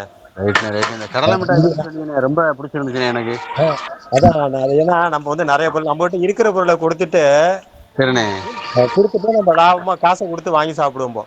பாமணி அவன் அப்படித்தானே பண்ணிக்கிட்டு இருக்கேன். எல்லாரும் அப்படித்தானே பண்ணிட்டு இருக்காங்க. எல்லாமே அதான் நம்ம கூடுமான வரைக்கும் கிட்டத்தட்ட பாத்தீங்கன்னா 50% பொருள் நம்மகிட்ட இருக்குண்ணே. இருக்கு. ஆமா ஆமா. இந்த பொருளை நம்ம வந்து நம்ம சாப்பிட ஆரம்பிச்சிட்டாலே, நம்ம வாங்காம ஆரம்பிச்சாலே ஆ ஆ. நம்ம ஒரு பெரிய மாற்றம் உரை. 2வது நம்ம பக்கத்துல உள்ள விவசாயிகளையும் பார்க்கணும். அவங்ககிட்ட என்ன பொருள் இருக்கோ நம்ம பண்ட மாற்று முறையை அவங்ககிட்ட கொடுத்துட்டு ஆ ஆ. நம்ம அந்த லாபத்தை அந்த விவசாயி போட்டோம், நம்ம அந்த லாபம் நமக்கு வரட்டும். இப்படியே கொடுத்து மாத்திக்கிறானே. இல்ல 2 ரூபா கிடைச்சா கூட அருமைண்ணே அருமைண்ணே. இந்த லாபம் வெளியில போகாது. ஏன்னா பெரிய பெரிய கம்பெனி எல்லாம் பாத்தீங்கன்னா அந்த லாபம் கம்பெனிக்காரங்க தான் சம்பாதிச்சிட்டு இருக்காங்க. சரிண்ணே சரி. அப்புறம் எனக்கு சந்தேகம், தேனி வந்து இப்ப நீங்க வளர்க்குறீங்களாண்ணே? அதான் வளர்க்குறேன். இப்ப எங்க பக்கம்லாம் வருமா? நான் வந்து இது ராமநாதபுரத்தை ஒட்டி, ராமநாதபுரத்துல இருந்து 80 கிலோமீட்டரு. சரிண்ணே. தேனி வளர்க்குறது எங்களுக்கு ஒத்து வருமா? இல்ல எங்க இருந்தாலுமே வளர்க்கலாண்ணே. ஆனா என்னன்னு கேட்டீங்கன்னா உங்க சுற்று வட்டாரத்துல பூச்சிக்கொல்லி அடிக்கப்படாதுண்ணே. ஓ ரைட்டு ரைட்டு. முக்கியமானது அதான். பூச்சிக்கொல்லி மருந்து அடிச்சாங்கன்னா நிச்சயமா 2 கிலோமீட்டர் தூரத்துக்கு பூச்சிக்கொல்லி இருந்தா அது வராது. ஏன்னா அது 3 கிலோமீட்டர் வரைக்கும் அந்த மருந்து சேர்க்கைக்காக மருந்து தேடி போகும். ஓ சரிண்ணே சரிண்ணே. இப்ப அங்க பூச்சிக்கொல்லி அடிச்சிருந்தாங்கன்னா அந்த வாசனையிலேயே அது மயக்கம் போட்டு விழுந்துரும். ஓ சரி சரி சரி. இப்போ ஒரு பெட்டியில இருந்து கிட்டத்தட்ட ஒரு 6000 7,000 தேனீக்கள் வந்து வெளியில மகரந்த எடுக்க போகுதுன்னா திரும்ப வர்ற போது 2000க்கு வந்துடும். 6000 தேனீக்கள் இறந்து போயிடும். அப்படியாண்ணே? சரிண்ணே. அதோட வளர்ச்சி குறைய ஆரம்பிச்சுன்னா பெட்டியில பாத்தீங்கன்னா ஒரு வாரத்திலேயே பூச்சி இல்லாம அதோட கொண்டு போய் அதை வளர்க்க முடியாது. சரிண்ணே சரிண்ணே. அதனால முக்கியமா எனக்கு தேனி வளர்க்க ஆசைப்பட்டா குறைஞ்ச சுற்று வட்டாரத்துல ஒரு 2 கிலோமீட்டர் தூரத்தினாலும் பூச்சிக்கொல்லி அடிக்காம இருக்கணும். பூரா பூச்சிக்கொல்லி தானே அடிக்கிறாங்க. அதான் அது இருந்தாலே கண்டிப்பா தேனி வளர்க்க முடியாதுண்ணே. சரிண்ணே சரி. நிறைய விஷயங்களை தெரிஞ்சுக்கிட்டேனே. இந்த மாதிரி லிங்க் இருந்தா அனுப்புங்க அவசியம். நான் ரொம்ப தூரத்துல இருக்கேன். உங்க நாகை மாவட்டத்துல இருந்து ரொம்ப தூரம் இது. நம்ம சிவகங்கை மாவட்டம் தானே. நான் வந்து மதுரை, இது வந்து எங்கது சிவகங்கை மாவட்டம். இது ஏற்கனவே பசுமன் முத்துராமலிங்க தேவர் மாவட்டம்னு இருந்துச்சு. ராமநாதபுரம் மாவட்டம், இது சிவகங்கை மாவட்டம் தனித்தனியா பிரிச்சுட்டாங்க இப்ப. சரி சரி சரி. நான் வந்து சிவகங்கை மாவட்டம். அவசியம் பேசுவோம்னா நிறைய லிங்க்லாம் வந்து அனுப்புங்க. ரொம்ப பிரயோஜனமா இருந்துச்சு உங்களோட இன்னைக்கு மீட்டிங். நன்றி நன்றிங்கண்ணே. நன்றி நன்றி. உங்க மாதிரி விவசாயிங்க நான் சொல்ற போதுதான் எனக்கு ஒரு ஆறுதல் இருக்கு. ஏன்னா நம்ம வந்து இவ்வளவு நேரம் பேசினதுக்கு ஒரு விவசாயினாலும் ஒரு கருத்து சொல்ற போது எனக்கும் கொஞ்சம் அதுல ஒரு பலன் கிடைச்ச மாதிரி எனக்கு ஒரு நம்பிக்கை. என்ன அருமைண்ணே அருமைண்ணே. பிரதிபலன் பார்க்காம செய்யறீங்களே, இது ஒரு விஷயம் பத்தாதானே இன்னைக்கு. நன்றிங்கண்ணே. நன்றி நன்றி. சரிண்ணே. அது வேற விவசாயிங்களா எதுவும் ஐயா வரீங்களா? ஐயா, ரொம்ப நன்றிங்க. ரொம்ப நன்றிங்கய்யா. கண்டிப்பா. ஆக்சுவலா கண்டிப்பா. இப்ப இங்க குழுல இருக்கிறவங்க பாத்தீங்கன்னா விவசாயி கிடையாது, எல்லாருமே ஸ்டாஃப்ஸ் தான். இப்போ சில சரி. பேர் தான் விவசாயம் இல்ல செஞ்சுட்டு இல்ல இருக்காங்க. இப்போ ஸ்டாஃப்ங்களோட உங்க நான் என்ன ஃபோன் சொல்றேன்னா, நம்பர். அவங்களுக்கு தகுந்த கேள்விகளை கேட்டுட்டு விவசாயி மத்தியில எடுத்துட்டு போலாம். நான் என்ன சொன்னேன்னா, இது விவசாயி மட்டும்தான் இதை கொண்டு போகணும்னு இல்ல. கண்டிப்பா கண்டிப்பா, அதனாலதான் நீங்க சொன்னது எல்லாரும் எல்லாமே நோட் பண்ணி வச்சிருக்காங்க. அத ரொம்ப சந்தோஷம். உங்க ஃபோன் நம்பர் மட்டும் சொல்லுங்க, அவங்க நோட் பண்ணிடுவாங்க, இதுக்கு நம்ம கால் பண்ணுவாங்க. ஃபோன் நம்பர் சரிங்க. மட்டும் சொல்லுங்க, மத்தவங்க எல்லாமே நோட் பண்ணிடுவாங்க. இப்ப பாத்தீங்கன்னா, இப்ப என்கிட்ட ஒரு விவசாயி தொடர்பு கொண்டாங்க. இப்ப என்ன கேட்டீங்கன்னா, நெல்லு சார்ந்து அவங்க கேட்டிருந்தாங்க. இது மாதிரி இப்ப ஒவ்வொரு விவசாயிட்டையும் நிறைய பொருள் அங்க விவசாயி கிட்ட நிச்சயமா இருக்கும். ஏதோ ஒரு வகையில அவங்ககிட்ட ஒரு பொருள் இல்லாம இருக்காது. அப்படி இல்ல அவங்க சூழ்நிலையை சார்ந்து அவங்க கிராமத்துல மற்ற பொருள் கூட இருக்கலாம். அந்த பொருளை கூட அவங்க வாங்கி அதை மதிப்பு கூட்டி விற்கலாம். நான் என்ன சொல்றேன்னா, வெளி மாவட்டத்துல போய் நம்ம வாங்கி அதை விற்பனை பண்றதை விட நம்ம சுற்று வட்டாரத்துல என்ன பொருள் கிடைக்குதோ அதை வாங்கி கூட நம்ம விற்பனை பண்ணலாம், அது லாபம் எடுக்கலாம். அது மாதிரி தான் ஒரு விவசாயிக்கு நான் ஒரு சின்ன ஆலோசனை சொன்னேன். அவர் இது மாரி நான் காய்கறி என்கிட்ட என்கிட்ட நிறைய உற்பத்தி பண்ண முடியல, நான் வந்து இதை ஒரு வியாபாரம் பண்ணணும்னு நினைக்கிறேன் அப்படின்னு சொன்னேன். நான் சொன்னேன் அவர்கிட்ட, இங்கே ஒன்றும் இல்லை, உங்கள் ஏரியாவில் ரொம்ப குறைவா எந்தெந்த பொருள் பார்த்தீங்கன்னா வாழைக்காய், மாங்காய், இந்த பொருள்லாம் எதெல்லாம் குறைவா விளைவிக்குது இந்த பொருள்லாம் நீங்கள் வாங்குங்க, அந்த விவசாயிகிட்ட போய் வீடு போய் வாங்கிட்டு அதை சந்தையில் கொண்டு பறவையில் வில்லுங்க, விற்றுட்டு உங்களுக்குன்னு ஒரு லாபத்தை 2 ரூபாயோ 3 ரூபாயோ எடுத்துங்க, மீத காசை கரெக்டாக கொண்டு மறுநாள் அந்த விவசாயி வீட்டில் கொண்டு கொடுத்துருங்க அப்படின்னு. அவர் ஆரம்பிக்கும் போது சாதாரணமாக தான் ஆரம்பித்தார். டெய்லியும் பார்த்தீங்கன்னா ஒரு 50 கிலோ 100 கிலோ தான் எடுத்துட்டு அந்த பறையில் கொண்டு விற்றார். ஆனால் இவ்வளோத்துக்கும் அவர் வந்து உற்பத்தி பண்ணலை. அவர் ஒரு விவசாயம் பண்ண வேலை ரொம்ப ஏழ்மையான குடும்பத்தில் உள்ளவர், அன்னைக்கு கூலி வேலைக்கு போகிறவர் தான். ஆனால் பார்த்தீங்கன்னா கொஞ்ச நாடுல எல்லா விவசாயிகளும் என்கிட்ட இந்த பொருள் இருக்குது இங்கே அறுத்துட்டு போங்க, ஏன்னா வீடு தேடி போனார். சில விவசாயிங்க வீட்டில் வச்சிருப்பாங்க, இது நம்ம வீட்டில் வந்து யாரும் எடுத்துகிட்டு போட்டாங்களா அப்படின்னு காத்துக்கிட்டு இருப்பாங்க. ஆனால் அவங்களுக்கு நீங்கள் எடுத்துகிட்டு போயிட்டு சந்தையில் கொண்டு விற்றுட்டு இன்றைக்கி இவ்வளோ தான் விற்று நான் 5 ரூபா எடுத்துக்கிட்டேன், எனக்கு லாபம் இவ்வளவு அப்படின்னு சொல்லி கொடுத்துட்டீங்கன்னா அவங்க உங்களை விடவே மாட்டாங்க. டெய்லி உங்களுக்கு கூப்பிட்டு என்கிட்ட இந்த பொருள் இருக்குது, பனங்கிழங்கு இருக்குது, மாங்காய் இருக்குது, முருங்கைக்காய் இருக்குது, சுண்டைக்காய் இருக்குது, தேங்காய் இருக்குது அப்படின்னு சொல்லிட்டு அவங்க கொடுக்க ஆரம்பிச்சிருவாங்க. ஆனால் அந்த விவசாயி இன்னைக்கு பார்த்தீங்கன்னா தினமும் கிட்டத்தட்ட 1 டன் குறையாம கொண்டு போகிறார்.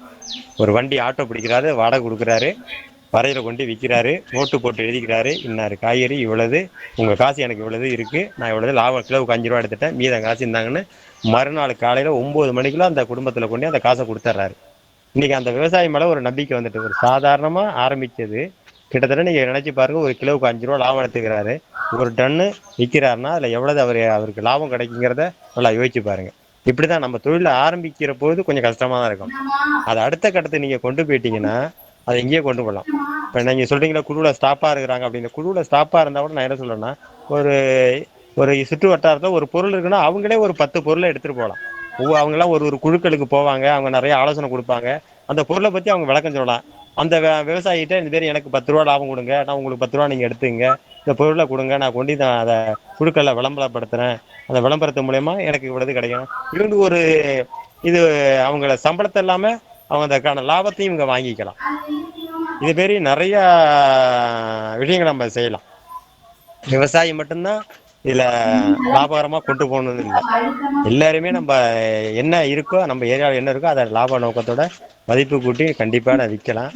அதற்கான ஏன்னா இப்போ நான் அதை தான் நான் பண்ணிட்டு வரேன். பண்ணின இன்னைக்கு ஒரு வெற்றியாளனா இந்த இடத்துல பேசுறதுக்கு காரணமே அதுதான். ஏன்னா ஒரு அனுபவ விவசாயி வந்து அந்த விவசாயிகிட்ட என்ன இருக்கோ அதை சொல்ற, இந்த அளவுக்கு சொல்றோம்னா அவ்வளவு கஷ்டப்பட்டு அவ்வளவு இடையூறுகள் எல்லாம் சந்திச்சு தான் இந்த இடத்துல நான் வந்திருக்கிறேன். ஆனா இன்னைக்கு நீங்க என்னத்த சொன்னாலும் நான் என்ன ஒண்ணுமே பண்ண முடியாது. யாரு என்ன சொன்னா கூட எனக்கான ஒரு இடத்த நான் கொண்டாந்து வச்சுட்டேன். அதான் உண்மை. நான் சொல்லணும்னு பார்த்தீங்கன்னா, எனக்கு தெரிஞ்சு ஒரு ஆரம்ப காலத்துல ஒரு ஆஹ், ஒருத்தர் சொன்ன கதை என்ன கேட்டீங்கன்னா, ஒரு வசதியான ஒரு நபர், பெரிய பணக்கார். அவர் என்னன்னு கேட்டீங்கன்னா, ஆஹ், அது வந்து அவர் பேர் வந்து ராத்தல்னு பேரு. அவர் என்னன்னா உலகத்துல எல்லாத்தையும் சம்பாதிச்சு எங்கெங்க போகணுமோ பார்த்துட்டாரு. அப்புறம் வயசு ஆயிடுச்சு, கிட்டத்தட்ட பார்த்தீங்கன்னா ஒரு 80 85 வயசுல அவர் வந்து ஒரு வெளிநாட்டுக்கு சுற்றுப்பயணம் போறாரு. போற போது அந்த விமானத்துல பார்த்தீங்கன்னா பக்கத்துல அவருக்கு தெரிஞ்ச நபர் பக்கத்துல அருகாமையில உட்காந்துருக்காரு. அந்த நபர் கேட்கிறாரு, ஐயா நீங்க வந்து உங்களுக்கு எல்லாம் சம்பாதிச்சிட்டீங்க, என்னென்ன வாழ்க்கையில என்னென்ன பண்ணுமோ எல்லாமே பண்ணிட்டீங்க, உங்களுக்கு போதுமான பொருளாதாரம் இருக்கு. இவர் என்னன்னா வேற நாட்டுக்கு அதை வந்து பொருளாதார ரீதியா சம்பாதிக்கிறதுக்காக போறாரு ஆக்சுவலா பாத்தீங்கன்னா. அப்ப போற போது அந்த அவர்கிட்ட கேட்கிற போது இவருக்கு ஒரு என்ன இவ்வளவு வயசாகியும் இவ்வளவுக்கு பிறகு நீங்க சம்பாதிக்கணுமா, ஏன் அதை சார்ந்து நீங்க இன்னும் சம்பாதிக்கிறது போறீங்க, ஏன் கஷ்டப்படுறீங்க அப்படின்னு சொல்லிட்டு இந்த பக்கத்துல இருக்க நபர் அவரை பார்த்து கேட்கிறாரு. இவருக்கு திடீர்னு ஒரு ஷாக் ஆயிட்டு, என்னடா அது இது மாதிரி கேள்வி நம்மளை கேட்டாரு அப்படின்னு சொல்லிட்டு திரும்ப அவர்கிட்ட கேட்கிறாரு. நீங்க இந்த கேள்வியை கேட்கறதுக்கு காரணம் என்ன அப்படின்னு கேட்கிறாரு. ஏன் இல்லை உங்கள்கிட்ட தான் போதுமானது எல்லா பொருளாதாரமும் இருக்கு, என்னென்ன பண்ணணுமோ எல்லாம் பண்ணிட்டீங்க, கம்பெனி இருக்கு, உங்களுக்கு வருமானமே பல கோடி வருது, நீங்க ஏன் இன்னும் கஷ்டப்படணும், ஏன் இதை இன்னொரு நாட்டுக்கு நீங்க இப்படி சம்பளம் போகணும் அப்படின்னு கேட்கிறாரு. அவர் கொஞ்ச நேரம் யோசிச்சு பார்த்துட்டு ஆரம்பத்துல அவர் சொன்னாரு, இந்த விமானம் இப்போ ஆரம்பத்துல நீங்க புறப்படுறதுக்கு எவ்வளவு கஷ்டப்பட்டிருக்கு தெரியுமா அப்படின்னு கேட்டாரு. இல்லை அது ஆரம்ப கட்டத்தில் ஓடு பாதையில் ஓடி அப்படியே சுற்றி விமானத்தில் போனவங்களுக்கு அதை பற்றி தெரியும். ஆரம்ப கட்டத்தில் பார்த்தீங்கன்னா அது மேலே ஏறி வர்றக்குள்ள நம்மளெல்லாம் அப்படியே ஆட்டி அழுக்கும், ரொம்ப கஷ்டப்பட்டு ஏறும். ஆனால் மேலே ஏறி வந்துட்டு வச்சிங்கன்னா அது பாட்டு போயிட்டே இருக்கும். எவ்வளோ கஷ்டப்பட்டு தெரியுமா? ஆமாம். அது மேலே வந்தோடனே இன்ஜினியர்லாம் வந்து ஸ்டார்ட் பண்ணி மேலே வந்துட்டு இப்போ நல்லா போயிட்டுருக்கு, எந்த கஷ்டம் இல்லாமல் விமானம் போயிட்டுருக்கு. அதுக்காக நம்ம விமானத்தை நம்ம ஆஃப் பண்ண முடியுமா, இன்ஜினை ஆஃப் பண்ண முடியுமா, மேலே தான் வந்துட்டேன் அப்படின்னு சொல்லிட்டு ஆஃப் பண்ண முடியுமா அப்படின்னு கேட்டார். முடியாதீங்க அப்படின்னாரு. அதுமாரி தான் வாழ்க்கையும், நான் கஷ்டப்பட்டு இந்த இடத்துல நான் கொண்டாந்து வச்சுட்டேன், இந்த இடத்துக்கு வந்துட்டேன், எப்படியும் அந்த விமானத்தோட இன்ஜினை ஆஃப் பண்ண முடியாதோ என்னோட வாழ்க்கையும் என்னால் நிறுத்த முடியாது, எனக்கு உள்ள நம்பிக்கையும் என்னால் நிறுத்த முடியாது, அது ஏன்னா நான் இறக்குற வரைக்கும் அது போயிட்டு தான் இருக்கும் அப்படின்னு சொல்லி அவர் முடிச்சாரு. உடனே அவர் கேள்வி கேட்டவர் பதறி போயிட்டார், ஏன்டா இந்த கேள்வி நம்ம இவர்கிட்ட கேட்டோம் அப்படின்னு சொல்லிட்டு. அப்புறம் தான் அதுக்கு பிறகு அவருக்கு யோசனையே மாற ஆரம்பிச்சுது. ஒவ்வொரு மனிதரும் அது மாதிரி நீங்க யோசிக்க ஆரம்பிச்சிட்டீங்கன்னா நிச்சயமா உங்க வாழ்க்கையில வெற்றி பெறலாம். அந்த இடத்த வர்றதுக்கு நாங்கள் தக்க வச்சிட்டோம்னா அந்த இடத்த நம்ம அதை விட்டு கீழே வரக்கூடாது, ஒவ்வொருத்தருமே அதை விட ஒரு ரூபா மேலதான் இருக்கணும். இந்த நம்பிக்கை கொண்டு விட்டீங்கன்னா நிச்சயமா எல்லா விவசாயியும் வெற்றி விவசாயி தான். அதனால இந்த நேரத்தை எனக்கு கொடுத்த களஞ்சிய வானொலிக்கு மீண்டும் ஒரு நன்றி கூறி விடைபெறுகிறேன். நன்றி. என்னோட தொலைபேசி என்னன்னா குறிச்சிங்க, 96 55 68 11 55.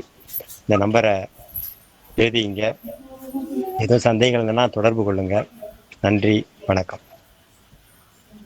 நன்றிண்ணே. நன்றி. கண்டிப்பா வந்து இன்னைக்கு வந்து நிறைய விவசாயிகள் வந்து இணையில அப்படின்னாலும் இந்த ஆடியோவும் வீடியோவும் கண்டிப்பா நம்ம விவசாயிகளுக்கு கொண்டு போய் சேர்க்கறது நம்மளோட கடமை. கண்டிப்பா இதை நாங்க கொண்டு போய் சேர்த்துருவோம்.